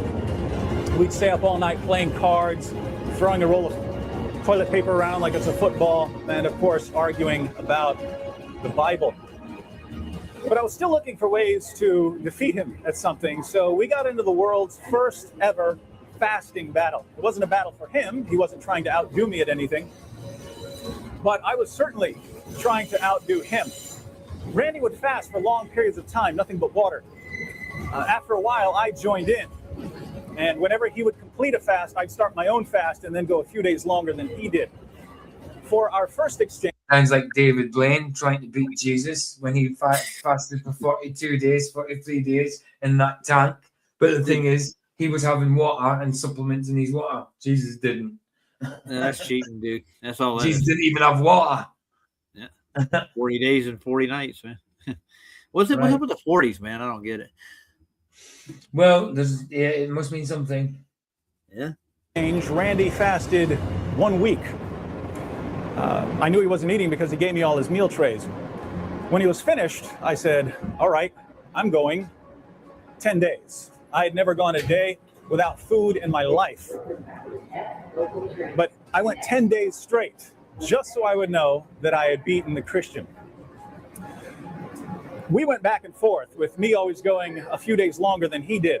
Eventually, he asked me, hey, how come you always fast a little longer than I do? Are we in... My bad. The Bible doesn't say water. It's food. He fasted from Jesus. Doesn't say water. Doesn't say water. My bad with that. I don't know why I thought that. Don't know why. I just had to double check that to see if I was right, and I don't think I'm right on it. No. Question for you, PJ. Did he have supplements? No. No. Yeah, 42. The answer to life, the world, and universe, and everything in it. Absolutely, bro. Hitchhiker's Guide to the Galaxy. Some sort of competition that I don't know about? I said, no, I hadn't even noticed. Just coincidence, I guess. Randy fasted 40 days. He went 32 days on nothing but water, and then he added liquids like Kool-Aid for the rest. Told me that Jesus had gone 40 days, and that's why he picked the number 40. I said, all right, I'm going 42. And even 42, nothing but water and rage. I was going to beat Randy and Jesus. There's the 42 again. On the 11th day of my fast, a guard came in and told me to pack up my stuff. I had passed out earlier and hit my head on the way down. The medical staff knew my mental health history, and they thought I was trying to starve myself to death. Mental health history. So yeah, I would say I had some kind of psychosis. Absolutely. I'm trying to beat the Christian. They think I'm trying to commit suicide really, really slowly. But they had seen that I'd lost enough weight to realize that there was a problem, and the blood pressure monitor the nurse put on my finger said that I was dead. So I had to pack up my books, philosophy and science, and the apologetics books Randy gave me, and head to my new home. A cell with a camera where I could be watched day and night. Living the dream. I lost about 80 pounds from fasting. I developed a horrible rash all over my body. It felt like poison ivy. It's called shingles. It's caused by vitamin deficiency. I was having blackouts. I was getting tunnel vision. The doctor at the jail said he was going to tube feed me. The social worker was talking about having me sent to my third mental hospital. And when I wasn't reading, all I could think about was taking people out to the woods and peeling their skin off. But I found renewed purpose in my lonely cell with a library at my disposal. And being a Christian means fasting. Being a Christian means fasting. No, Christian actually just means Christ-like. Christian means Christ-like. Fasting is something you do within Christianity. I suppose you fast certain things in life, but it's not classed as fasting unless it's things you actually like food. You need food, fasting food, like things that you actually use, and that's usually what you fast. I find food is usually the thing. People fast other stuff, but I think it's food stuff you actually need, that you're actually sacrificing to get closer to God or whatever. I wouldn't say being Christian is fasting, but in a metaphoric way, you can say it is, because you've got to die to yourself, your carnal nature and stuff. That's fasting. That's kind of, but it's not actually fasting it, because when you fast it, you go back to it. You know, if you're fasting, getting rid of your carnal nature, yes, you do sometimes go back to it in sin, but you're not meant to. You're not trying to. So it's not fasting, but I suppose in a metaphorical way, you could say that. But the word Christian just means Christ-like. Yeah.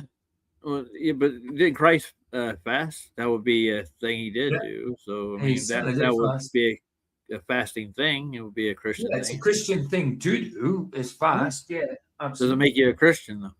No, if you fast, just because you fast doesn't make you a Christian. No, some people fast to lose weight. That's not why you fast. You know. No. The way that Islamic people fast, that's not fasting. That's not fasting at all. Yeah, that's not fasting at all. They go without food for a certain, well, it's not even a full day, really, is it? It's from sundown to sunup, something like that. Depends. Something like that. Or I can't remember exactly, but it's not proper fasting what they do. Nothing else to do, I had a perfect opportunity to prepare for an epic showdown with Randy. I could study the Bible, put together new arguments, go back to E-Block, and destroy the faith of my friend. I asked the chaplain for some Bible studies. He gave me a series of studies on... Look at the number on the back wall. See the number on the back wall? I see it. It's 42. What's going on with 42 tonight, man? I know there, 42nd Violent Park. 42nd Violent Park. That's why it's 42. Where's he at now? John, with graded assignments. Sitting in a poorly lit cell, doing my Bible homework, getting straight A's. I haven't eaten in days. It has me trapped. Sun sets you free. You'll be free indeed. Yeah, absolutely. I read, I'm the resurrection. 6.5. I'm obsessed. I'm the beaten. My Bible, deteriorating assignments. Series of friend. I asked the chaplain.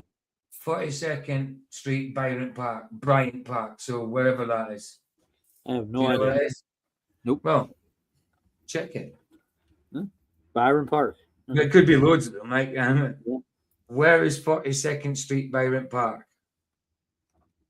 I'm thinking of going to go with like New York or Chicago. Midtown Manhattan, New York City. Yeah. There you go. There you go. For some Bible studies, he gave me a series of studies on the Gospel of John with graded assignments. So here I am, a rapidly deteriorating atheist, sitting in a poorly lit cell, doing my Bible homework, getting straight A's.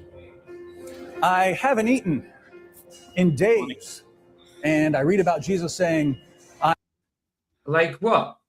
Because Jesus did a lot of things I don't recommend trying to replicate. Like what? I mean, you're not going to be doing this to be able, I mean, even when he left his disciples, he said, greater things than I you will do. He said to his disciples, and that was talking about miracles, things like that. Yeah. So if it goes to miracles, then we are meant to try and replicate that. But it's not us doing it, it's Jesus still doing it, you know? Okay. Hey, PJ, read the caption above. Nature must not win the game, right? Is that a game or a garden? Is that what it says? I don't know. Oh, maybe I don't know. Let's get his head out of the way. He's heat. Game. And it continues on and do whatever down here. I'm the bread of life. He who comes to me will never go hungry. I'm obsessed with liberating myself from A society that has me trapped in a 6.5 by 8. Well, not that we've got any need to walk on water except surfing, like John says, but Peter asked Jesus to invite him out, didn't he? And he did. So Jesus told him to come out, and he did, and he walked on water too. He started sinking because of doubt, but he walked on water too. I mean, I wouldn't try just going walking on water. There's no need for it. Jesus did that for a reason. That's not trying to be Christ-like. That's trying to be God-like. You know, that's a different thing. That's trying to be God-like. We're talking about the things that Christ professed and the Sermon on the Mount and how he lived. I'm not talking about his miracles and walking in water and that. But even though we are meant to like pray for people for healing and stuff like that, you know, miracles still happen, but it's still Christ doing it. But you know, I wouldn't obviously walk on water. That's a different thing. That's trying to be God-like, not Christ-like. You know what I mean? Yeah. Foot cell. And I read, if the Son sets you free, you will be free indeed. Absolutely.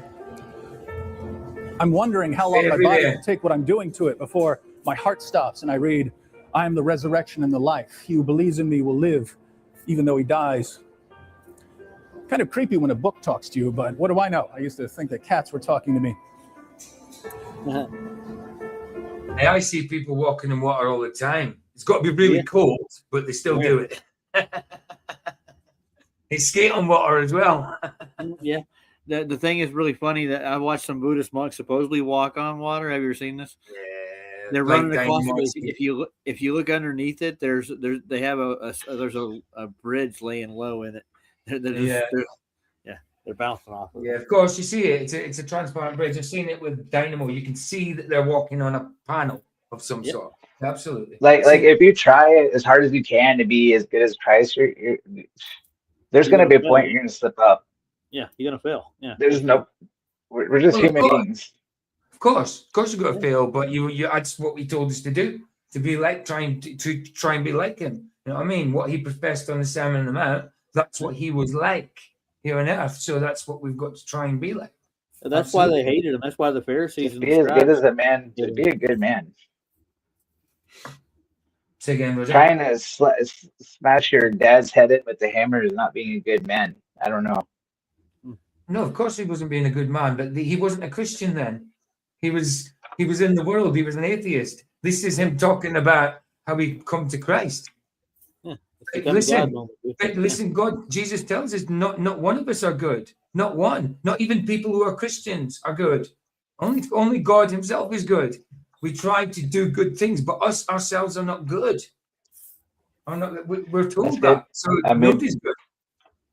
I mean, at least he's being truthful with himself, and that way you can understand where you were wrong, and then correct that and be a better man going forward, and leave who you were in the past. Well, yeah, exactly. That's what everybody should be doing, striving for every day, all the time, is being truthful to everything, truthful with yourself. Most importantly, that way you can become a better person.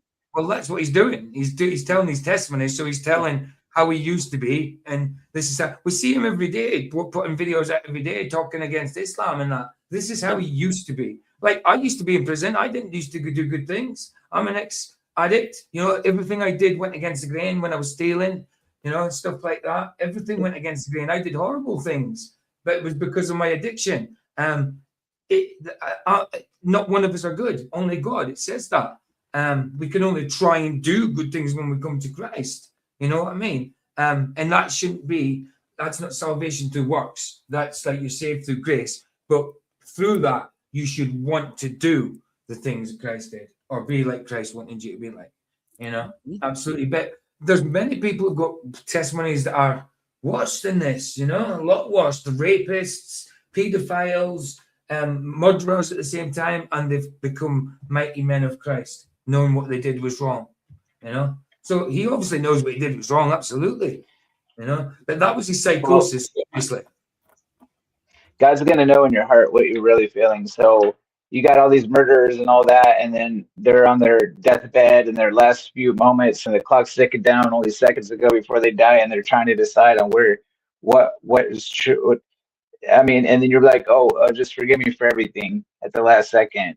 I mean, you can that can happen, but God reads your heart. If you're not honest at that point and you're just saying it just to try and cheat death and go to heaven, then God will say no to that. You know what I mean? But if you realize at the second before death that you are repentant and you are completely wrong, and you ask Christ to come into your life at that very last second, like the thief on the cross, you'll be saved. You'll be saved. But if it's in your heart that, all right, I'll do what I want all my life, but on my deathbed, I'll ask for forgiveness, God will say no to that. But if you're on your especially if you got that plan the whole time. Hold on, and you actually are repentant, God will forgive you, and you'll be in paradise with Him, guaranteed. Yeah, doesn't matter if it's the second before, you know. But you shouldn't think like that. Like, all right, I'll just wait till the second before. That's just a nihilistic, atheistic view, anyway. All right, I've got no problem believing in God, but you know, I'll only believe in Him right at the very end. That's not believing in God. That's still being an atheist, if you ask me. You know. So yeah, I mean, the thief on the cross is a good example. He really realized at the last second, you know, and Jesus said, "You'll be with me in paradise." Like you say, God reads your heart. If you're going to do that all your life, and then on your deathbed just say, "Oh, forgive me," but you don't mean it, no, you won't be saved. No, you won't. Don't get all zooted either. If you ever no, don't get all zooted. Yeah, it's him told the all zoot story. Yeah, it's funny. Lying on my back, day after day, reflecting on life and theology and philosophy, three things started to destabilize my entire belief system. First, what's called the design argument finally hit me. That canal, you're saying Jesus was Californian because he had long hair, wore sandals, and called everyone brother. Well, I've heard he was a 2,000-year-old hippie too. I don't know if you had long hair, to be honest. It would say no in Jewish kind of tradition. It would say no, but he did go on a 3-year mission. You know what I mean? He went on a 3-year mission sort of thing. So his ministry was 3 years long. So in that time, he could have grown long hair. I don't know. He was walking. There is a Bible verse. Oh, go on. Was it good? Oh, yeah. There's a Bible verse or something where the Jews, it says like not to cut the hair in front of your ears or something. That's why they wear them little. Yeah. What are they, braided things on? Yeah, but it doesn't tell them to do that in scripture. It doesn't tell them that's the thing that they do to do with them. You know, when they furrows to do with plowing the earth, some kind of symbology to do with that. Okay. But but it does say that's a Pharisees, man. That's not biblical. It does say that in scripture. It does say that in scripture about not cutting hair, though. It does. It does. Sorry, Roger. You saying? I was saying, yeah, that's a Talmudic, like a Pharisees tradition when they do that with their but absolutely. That's not the Tanakh and Torah. Yeah, the only people that did it back then was the Nazarenes. The day they didn't cut their hair, they took vows. That's right. That's why Samson didn't cut his hair. He was a Nazarene. That's right. I was looking at a wall and how the bricks were arranged, and I thought to myself, you know, if someone told me that these bricks went into this order by some process that didn't involve intelligence, I'd smack them in the mouth. Yeah. And yet I believe that life formed without intelligence, when the most basic living cell is unimaginably more complicated than some bricks stacked on a wall. Why did I blindly accept the extraordinary claim? Indoctrination. That's all it is. That life arose spontaneously from non-life without demanding some very good evidence. Second, I found out how Jesus' apostles died. Most of them went to their bloody deaths claiming that they had seen him risen from the dead. My explanation for the origin of Christianity had always been that the apostles made up a story so that they could spread his message. But now my explanation wasn't making sense. If you're willing to die for something, you have to. Yeah. His disciples were willing to die. for Jesus than they did, didn't they? They were saying that what they seen was true, and he was who he was, and they died for that. Yes, Just like they were willing to die for him after he went, but they weren't willing to die for him before. When he got arrested, they denied him. Remember, Peter denied him 3 times. Peter denied him 3 times because Peter got scared, and he told Jesus. Jesus says, "Look, before the cock crows, you're going to deny me 3 times." And Peter says, "No, I'll never do that, Lord." And he did. He denied him 3 times. But afterwards, yes, when they went on their ministry, they died for Christ, 100%, absolutely. But they didn't always. Sometimes they did have doubt. They got scared and they had doubt as well. I mean, Judas certainly had doubt, obviously, but he did. Thomas had doubt. Peter must have had doubt to a certain extent and was scared because he thought he was going to be killed. He denied Jesus in front of them. He says, "Look, we've seen that man with him. He knows him." And he's like, "No, I don't know this man. He denied Jesus 3 times. Simon Peter. Before the cock crew, right? Before the cock crowed, 100%. Yeah, he did deny him, but yeah, you're right. They did die for Jesus in the end, but not while he was alive. No, well, he is alive, but not while he was here with them. Sorry. Right. To believe it. When a terrorist blows himself up, he's obviously sincere. So the disciples, the apostles, had to believe what he said a terrorist blowing themselves up because he's always debating.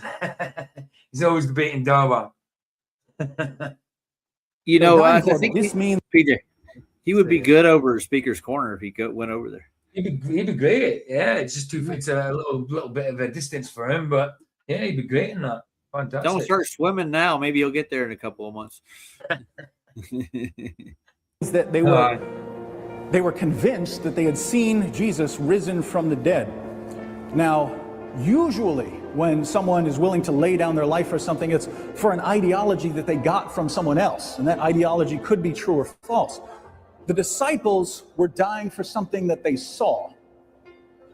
What could have convinced so many different people that they had all seen a resurrected man? I could explain one witness by saying he's crazy, but all of them?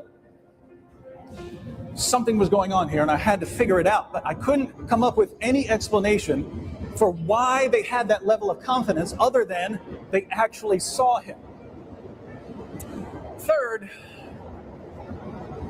I started worrying that Jesus might actually be better than me.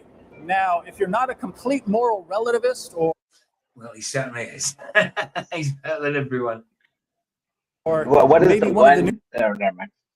I was going to say he's like all of his disciples about one or whatever. I wonder if he's talking about John, young John. Well, hold on. In what context? All his disciples, but he's probably on about Judas. I didn't understand his context myself. It was like the last statement. Let me go back. 30 seconds. All of them? Something was going on here, and I had to figure it out, but I couldn't come up with any explanation for why they had that level of confidence other than they actually saw him. Third, I started worrying that Jesus might actually be better than me. Now, if you're not a complete... I started worrying... Well, he didn't say it. It was right before he said all of them. Oh, right. Possible to be the best, most important, worthless lump of cells. If there were to be some sort of best person, that would require something like, a standard of good, and that would require something like God, and then someone like Jesus would be better than me. So my beliefs were breaking down at the foundational level. And once the foundations start crumbling, everything starts coming down. I went from believing that I was the best person in the world to thinking that I was the worst person in the world. And in a moment of clarity, it all just hit me, thinking, I'm a guy who once choked my friend until bloody, who called you the worst down. My blood in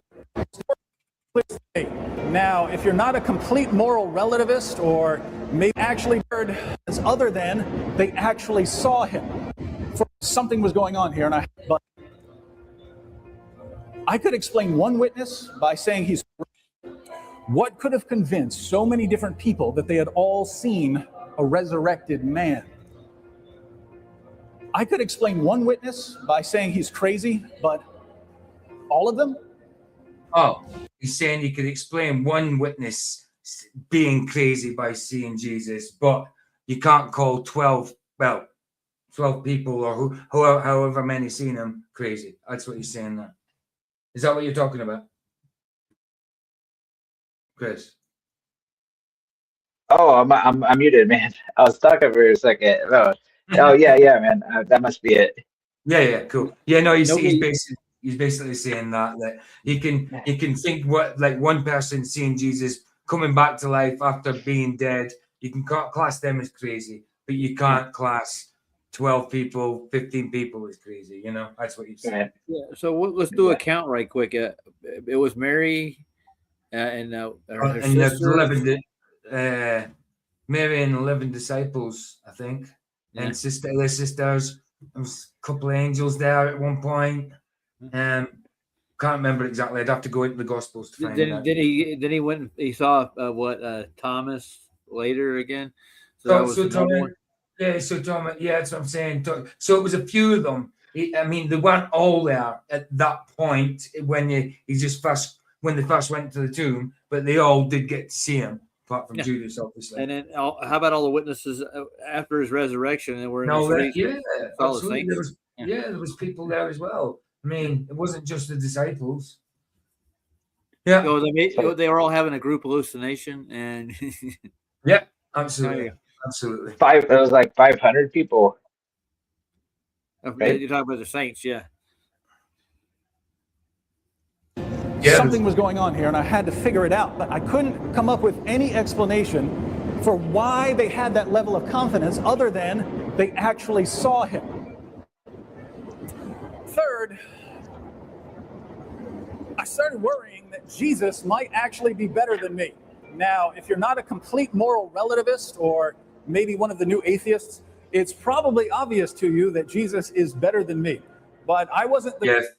1 Corinthians 15:6 says over 500 people saw him. Yeah.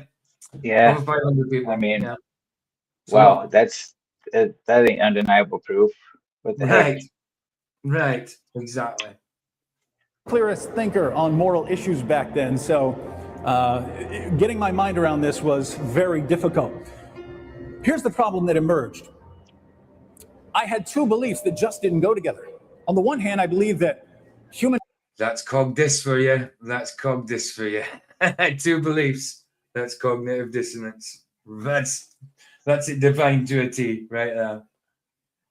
Beings are lumps of cells, meaningless lumps of cells, and that everything we did was pointless. At the same time, I believe that I was the best, most important person in the entire world. How is it possible to be the best, most important, worthless lump of cells?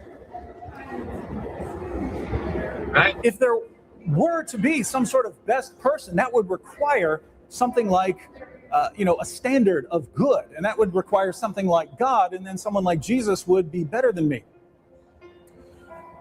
So my beliefs were breaking down at the foundational level. That's what happens. And once the foundations start crumbling, everything starts coming down. I went from believing that I was the best person in the world to thinking that I was the worst person in the world. Absolutely understandable. That's conviction for you, because what you were doing was bad, completely bad. So you were right to feel that conviction, and that's obviously Christ doing that conviction, the Holy Spirit, person in the world. And in a moment of clarity, it all just hit me, thinking, I'm a guy who once choked my friend until bloody foam came out of his mouth. I hit him with a shovel because he disagreed with me. I don't even remember what it was about. I used to watch my mom's boyfriend beat her, and I wouldn't lift a finger to help her. Not because I was scared. I was 200 pounds and I had a gun. I could have stopped it at any time. I just didn't care. And I was proud. I mean, he didn't even care about his parents. He beat his dad up, didn't care about his parents. That shows how God changed him. You know, just from the mind he had. Be transformed by a renewal of your mind. And his mind was certainly being renewed. Certainly was. If he, especially feeling that conviction. Proud of the fact that I didn't care. I thought about what I'd done to my family, what I was doing to myself. They brought me food every single day, and I was starving to death because I wouldn't eat it. There were other starving people in the world, but at least they could think straight. I sat there thinking about torturing people. My skin was turning yellow. I was scratching myself bloody. What sense did it make to think that I'm the best at anything? If his skin was turning yellow and he was scratching himself bloody, yeah, there's got to be, I'd say there's drugs involved. If he was going yellow, hepatitis C, I had it myself, I've got rid of it. But I got it through drugs as well. So he could have had hepatitis C or something. I'm not saying for sure, but he said he was going yellow, so it sounds like he was jaundiced somehow, you know. And he was scratching himself. That's usually a side effect of, you know, chicken picking type thing when you're a crackhead or a methamphetamine head or even a heroin addict. But it's more equated. I mean, you scratch yourself on heroin, but you pick at your skin when you're on methamphetamine and crack sort of thing. But on heroin, you scratch because you get the opiate itch. There's morphine makes you itch like mad, so you get that, and then you've got the picking one when you're on crack and that. When you think you've got little beasties and stuff like that on you, people pick their skin a lot. It comes out of your pores. Yeah, absolutely, certainly does. You know, back in the day when people first started injecting heroin and that, when they found out that it sweats out your pores, people used to stay dirty. They used to clog their pores up so they would think the heroin would stay in longer. That's why you used to see a lot of heroin addicts back in the 60s and that looked really dirty. You know, it wasn't always because they were homeless and that. It's because they didn't want the heroin coming out of their pores.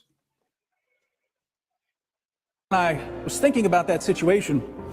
I just thought, you know, it feels like I've just been stomped relentlessly into the ground. And when I thought that, I started comparing it with a little hospital stay about a year and a half earlier. I got into a fight with 7 guys. I'm not saying that to be tough. They won that one. I got one of them. He hit me with a gun, and I hit him with these guns. And then his 6 friends got on me and got me on the ground, and then took turns soccer kicking me in the head. But I was comparing that to the situation I was in. I was thinking, I was okay the next day. I had scratches on my neck. I was dizzy walking around. I had my arm in a sling, but I was okay. Fighting 7 guys is a joke compared to what I was going through in that cell. I feel like I've just been stomped into the ground. And when I thought that I felt like I'd been stomped into the ground, that's because God took away his whole worldview. And turned it upside down and showed him that what he was believing, thinking, and doing was completely against God and humanity. I had another flashback. One night I was walking home from a friend's house and a storm hit. There was rain was so bad I could barely see. Lightning was striking all over the place, and I looked up and mockingly said, "Oh, is that supposed to scare me? If you want me..." Yeah. Sometimes, a lot of times, it doesn't take God to even do that. You could do that yourself. You can acknowledge what you've done wrong, and who you were, and what's right and what's wrong, and how if you were bad and what you did bad, and you don't want to be that no more, you want to be good. But you can do that yourself. Do you think that comes from yourself? Usually, when you think that comes from yourself, it's because God put those inbuilt morals in you in the first place. So it's still from God. You know what I mean? You wouldn't have had those morals if it wasn't for God, if you weren't created. So I would still say that's from God. I would still say that's a conviction from the Holy Spirit, because the Holy Spirit's let him remember that. You know what I mean? I would still say it's of God. If it's to us, if it was us to ourselves, we'd be selfish as hell. You know, even though it goes against the grain, when you feel that conviction that is going against you, grain, you feel that guilt. That's usually the Holy Spirit convicting you. But I'm difficult on myself. We ignore those things. So even if it wasn't the Holy Spirit convicting you at that point, God made you with that inherent morals. You know, it's just us that choose to deny those morals by being subjective and going down a different route and being bad about it. You know, so I would still say that's from God. Still wouldn't say it's us doing it. I would still say it's from God. You know. Okay. All right. And I mean, yeah, you're entitled to think that, absolutely. I would still say it's from God, but I get where you're coming from, because you can't think all of a sudden be convicted, and it's like, oh, right, yeah, obviously, I'm so bad that I did that. But do you not think that's from God anyway? I do. I think when I like knowing what's morally right and wrong morals. Yeah, I think that's from God anyway. You know, absolutely. It's not. I don't think morals are bred into us, because we've all got that sense of like, oh well, it's wrong to do this, it's wrong to do that. You know, all that kind of thing. But you also got like emotions, which is different. Anger. It seems like he was mad at his dad for some reason, or was it even anger? Something. It seems like what is it? An emotionless. Well, yeah, emotionless. He was sociopathic by the sounds of it. He was sociopathic. He didn't know how to experience love. I mean, that was his mental health. He said it earlier, his mental health. So it was probably to do with drugs. I don't know for sure, but he certainly sounded like it was psychosis. Yeah, he didn't care. It's not like he hated his dad. He just didn't care. It's not like he hated his mum. He just didn't care that she was getting beaten up. You know, he was nonchalant about it. To me, that's a sociopath, you know? In one sense, he's talking about random molecules or something insignificant, but then the next point he's talking about being the most important person in the world. Yeah, but I don't know, that's contradictory. Of course it is, but that's what he thought about himself back then. Especially on the globe model. The globe model set up to make you feel insignificant, like you're nothing. You've got to remember, he's still heliocentric. He's a Christian, but he's still heliocentric. I know. But to feel that important whenever you have this heliocentric worldview, that is different. Everybody really does feel like really small, like insignificant, nothing, a speck of nothing in a vast infinite nothing. Yeah, but he didn't say he felt the worst person because of that. I mean, he's felt the worst person because God beat him down about his worldview. You know what I mean? No. I'm just saying that's just a typical person, but he felt the most as if he was the most important person in the world. I'm just saying it's all contradictory. It's very psychosis. Well, you've got to remember, he's talking from how he used to be. He's not talking like how he is now. He's talking how he used to be. That's what he's talking. He's giving his testimony about where he came from to where he is now. So he used to think that way. Yes, it's contradictory, but that's the way he used to think. You know what I mean? I'm just still trying to understand what he is explaining. Yeah, it's his past. Yeah, he's explaining his past, but he's also giving you at the same time how we met Christ to this guy in prison and stuff like that. So he's flitting back and forth. He's saying what he used to be like and how this happened. It started off him telling you all about his past, what he did with his dad, but then he met this guy in jail and he's telling you about the cognitive dissonance of it. He's got two beliefs now. You know what I mean? He's still got that old worldview, but then he's been debunked by God from it, but he's still got that view. You know what I mean? So he's showing his cognitive, explaining his cognitive, basically. You know? Yeah, man. I'm following, Rick. I'm following. To believe, and you better come down here and make me believe. I wasn't serious, but given my circumstances in the jail, I had to start wondering if God had taken it seriously. That normally wouldn't have been an option. I didn't think like that. But since my entire worldview was crumbling, I wasn't in a position to dismiss alternatives. But there's a problem. If there was a God involved in all of this, if right and wrong weren't merely useful fictions, I was in all kinds of trouble, not just for what I had done, but for what I was. How is the worst person in the world going to ever do the right thing? By following Christ, be transformed by the renewal of your mind, which is what was happening in his cognitive, being transformed. It's sometimes hard. It's really hard for some people. I mean, it wasn't hard for me. I mean, it wasn't hard for me believing in Christ or anything like that, because I've always believed in a God. Some people just don't ever believe in a God, and then when God's presented forthright in front of him himself, it's going to bad called this, don't they? There's no magic switch that I can flip and, oh, now I care about other people. So how was I going to do anything right? And then it hit me that there are two possibilities. Either I'm violent and selfish and uncaring, and that's just the way things are, or there's someone who can help people like me. Either I'm all messed up and that I just had to live with that, or there was someone who could deal with this sort of thing. Right. And when you start thinking like that, I'd say you're about 2 inches away from becoming a Christian, because when we ask ourselves, who out of anyone ever, who had the ability to take psychologically, spiritually, and morally shattered people and give them new life? Jesus. We get a list of one. You get a list of one. Yeah. There's one person on the list. He's the one who said, I am the door. Yeah. If anyone enters through me, he will be saved and will go in and out and find pasture. The thief comes only to steal and kill and destroy. I came that they may have life and have it abundantly. I didn't know if Jesus was who he claimed to be, but I knew that it was Jesus or nothing.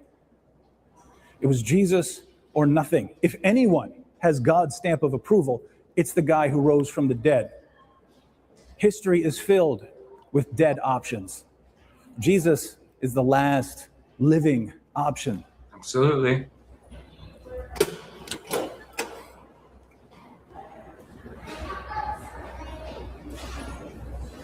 So I bowed down on my bunk, not sure of much of anything.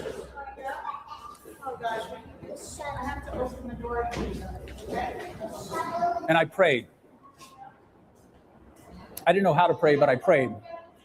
And I said, God, I don't know if I'm going to believe in you tomorrow, but I believe in you right now. If you can do anything with me, you're welcome to it.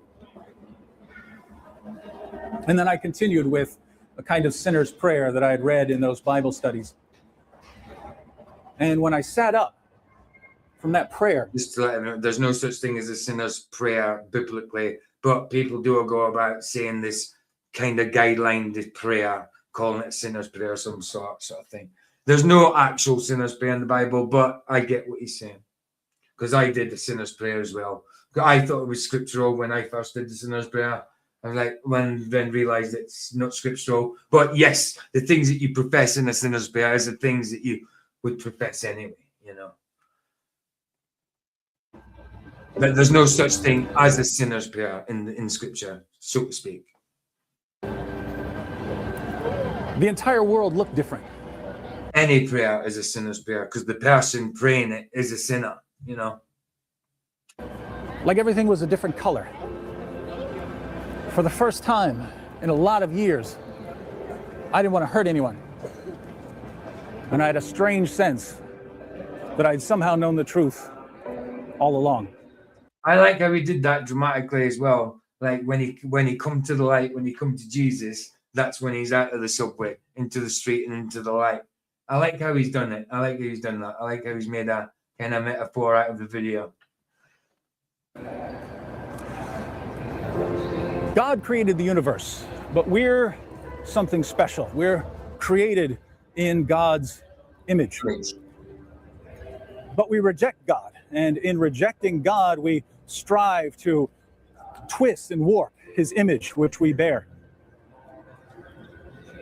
For years, I was willing to sacrifice everything for a kind of freedom, just a freedom from external control. It's a false freedom because we just end up using it to degrade and destroy ourselves, tarnishing the image of God so that we won't be reminded of what we are and what responsibilities we share. True freedom is found in not having this inclination and desire to turn against our Creator. That's the true freedom.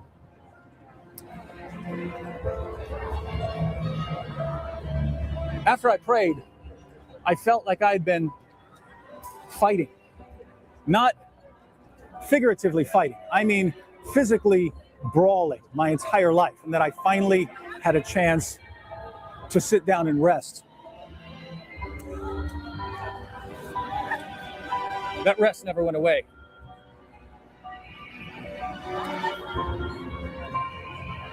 As C.S. Lewis put it,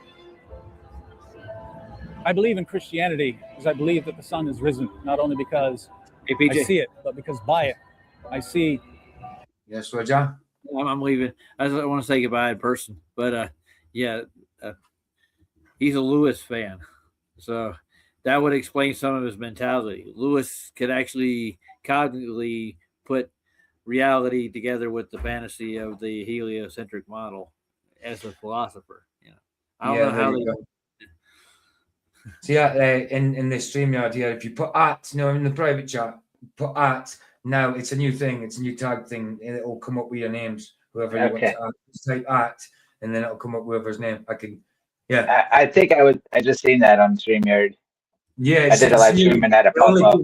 It only came in yesterday. It's on the new functions since yesterday. I'll hopefully I'll get stream later. I'm finished. I'm just about to go to a Rumble anyway. 2 minutes. I got you. I'll catch you over on that side later. All right, dude. See you in a little bit. All right. Later, PJ. Later, bro. Everything else. Lots of people in their testimonies will share their stories of what happened after they became a Christian. We could talk about that some other time. Right now, I just wanted to explain why I'm a Christian, and my reason for being a Christian has never changed. I stand on the words of the one who rose from the dead because there is no other place to stand. Right. And just to show you that Jesus Christ is the same yesterday and today and forever, I'll conclude my story with the words of another Christian from nearly 2,000 years ago. The Apostle Paul tried to annihilate Christianity before he met Jesus on the road to Damascus. Right. Shortly before his death, he wrote a letter to his friend Timothy and said, in words that could be echoed by thousands of other Christians over the centuries, I thank Christ Jesus our Lord, who has given me strength, that he considered me faithful, appointing me to his service. Even though I was once a blasphemer and a persecutor and a violent man, I was shown mercy because I acted in ignorance and unbelief. Right. The grace of our Lord was poured out on me abundantly, along with the faith and love that are in Christ Jesus. Here is a trustworthy saying that deserves full acceptance. Christ Jesus came into the world to save sinners, of whom I am the worst. But for that very reason, I was shown mercy, so that in me, the worst of sinners, Christ Jesus might display his unlimited patience as an example for those who would believe on him and receive eternal life. Now to the King, eternal, immortal, invisible, the only God, be honor and glory forever and ever. Amen. Amen.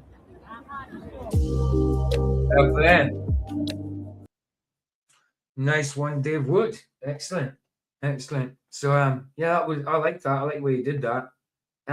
Obviously it's not his full complete testimony, but it's how he became a Christian from what he was.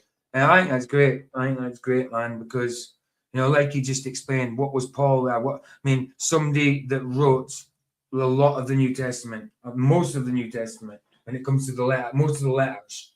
Paul, and he was a persecutor and a killer of Christians. He was on his way to kill Christians when it happened, So, hey Ryan, how you doing? We're just about to go over Rumble, but I've got to play out with Harry Mack. So, excellent testimony, fantastic. I'm glad I watched that.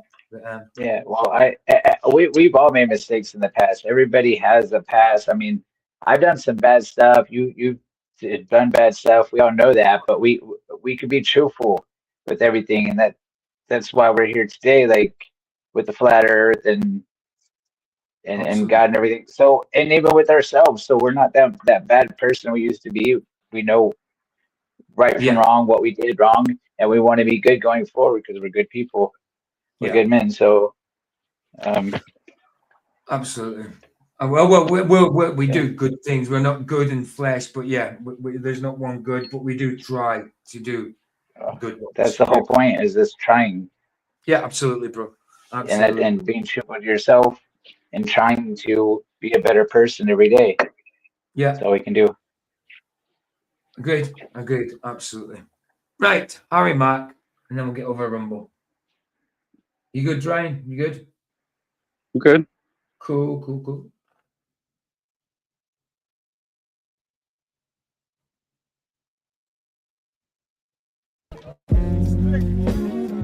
Excuse me, sorry to interrupt. How you doing, man? I'm blessed. What's up? I'm doing great, man. My name is Harry Mack. I'm actually out here doing freestyles for people. I was wondering if you guys would want to hear a freestyle. Want to rap? Yeah. Well, you want to battle us? You rap? Oh, no, you got cameras. I don't want the battle, man. You might crush me anyway. If you guys want to throw out words for a freestyle, I'd love to do one for you. Go ahead. I've seen this on social media, but go ahead. You guys want to throw me some words? I can give you some words. Okay, what you got? Carrots? Yeah, I said Coney Island. Coney Island? What's that? Steeplechase? Steeplechase is a restaurant. Did you guys want to give any words? Big Loco. Big Loco. Big Loco. All right. We ready? Should we try this? Enough for that. Let's do it. Let me. Federated AI rap? In here? No, it's just my beat. Okay, yeah. Okay, yeah. Mac coming with the lyrics that everyone gon' cherish. They about to feel the vibes from Coney Island to Paris. Every time I spit like this, I'm not embarrassed, cause if I was made of gold, I'd be 24 carats. Mac is top tier when I'm flowing off the top. Every time I spit these lyrics, they know I'm hitting the spot. I'm about to make it happen, and he can't be erased, cause I serve food for thought like steeplechase. Mac is all up in it. I hope that was the name. When I spit it off the top, yo, all my raps are so flame. Yeah, H-Mac be known, not local, known round the global for these sick vocals. He's going crazy, dog, he's big loco. H-Mac, I be spitting non-stop. Yeah, every time he raps, you know he's hitting the spot. And for these lyrics, they gon' thank me. My flow is never janky. I knock it out the park like I was playing for the Yankees. Yo, I grab it all up off his cap with the swiftness. Other artists claiming that they did this, better witness. I popped up and said, can I bring some raps through? And he was like, dog, what you wanna do, battle? I'ma pass it to you. You got some raps that you wanna send through? Yes, I do. Let's go. To the R, to the L, to the C. They call me Big Loc. Do you wanna be? You wanna see me from here and see me from there? Yeah. I beat anybody, anywhere. You wanna step in my dome? Come on over. I run you all over like a truck in the road. But let's go. Yeah, yo, y'all know we release Big Loco. I don't want the beef. Matter of fact, all the people know me. If it was a battle, dog, I'll hand you the trophy. Check it, we throwing down in this game. We about to triumph. I'm in the end zone like the New York Giants. H-Mac about to take it further. I improvise like I was Coltrane. You got the purse laced up with the gold chain. Anything I see, y'all know I'm about to grab that. Cause when it comes to lyrics, people recognize he's mad fat. Y'all know I do it for the heads and the consumers. In the clean white shorts, matching the clean Pumas. My man came through with the proper fit. When it comes to rockin' Swift, yo, we got this shit. It's me and Big Loco doing what we have to do. What's up, man? I'm about to pass it back to you. Let's keep telling you and telling you I'm the man. I'm on the LOCO. The master plan. I keep it tight like this. Keep it tight all night. I got the prettiest chick right by my side. I keep it moving and moving all day long. I got my family in the building to the break of dawn. I'm gonna pass it back and act it right. Cause you don't know we go on the way back. Let's go. Y'all know when I spit, I bring insanity. Make some noise if you got love for your family. We bringing people together. When it come to freestyles, they know he is too clever. We out in Coney Mac, be the one and only when I throw it down. Throughout the industry, they know my name about to go around. Yeah, and every time I rhyme, they can't outperform us. Leaving rappers something like they jeans looking torn up. Hey yo, I break it down with a crazy sound, they know the deal. I ain't never faking, Mac is out here to flow for real. And when he rhymes, people know when he's great. Wow, in this family, you are really pulling your weight. Come on. Hey yo, I break it down and do it real big. We the illest when we spill it, who you trying to kid? You got one more? Should I pass it back for reverse? This is how me and Big Loco do this thing unrehearsed. We're gonna try one more time, but we in the place. Me and my boy Mac Dog is doing it the race. White and black. Do it all night long. Me and my dog Chloe on our way home. Come on, make some noise, y'all. How we feeling? Yo, that was awesome, bro. You killed that, man. Did it good, bro. Hey, amazing, bro. So dope, man. What show you on? Nice. So I was just putting a link in the description for Rumble side. I keep forgetting to do that. So that's done.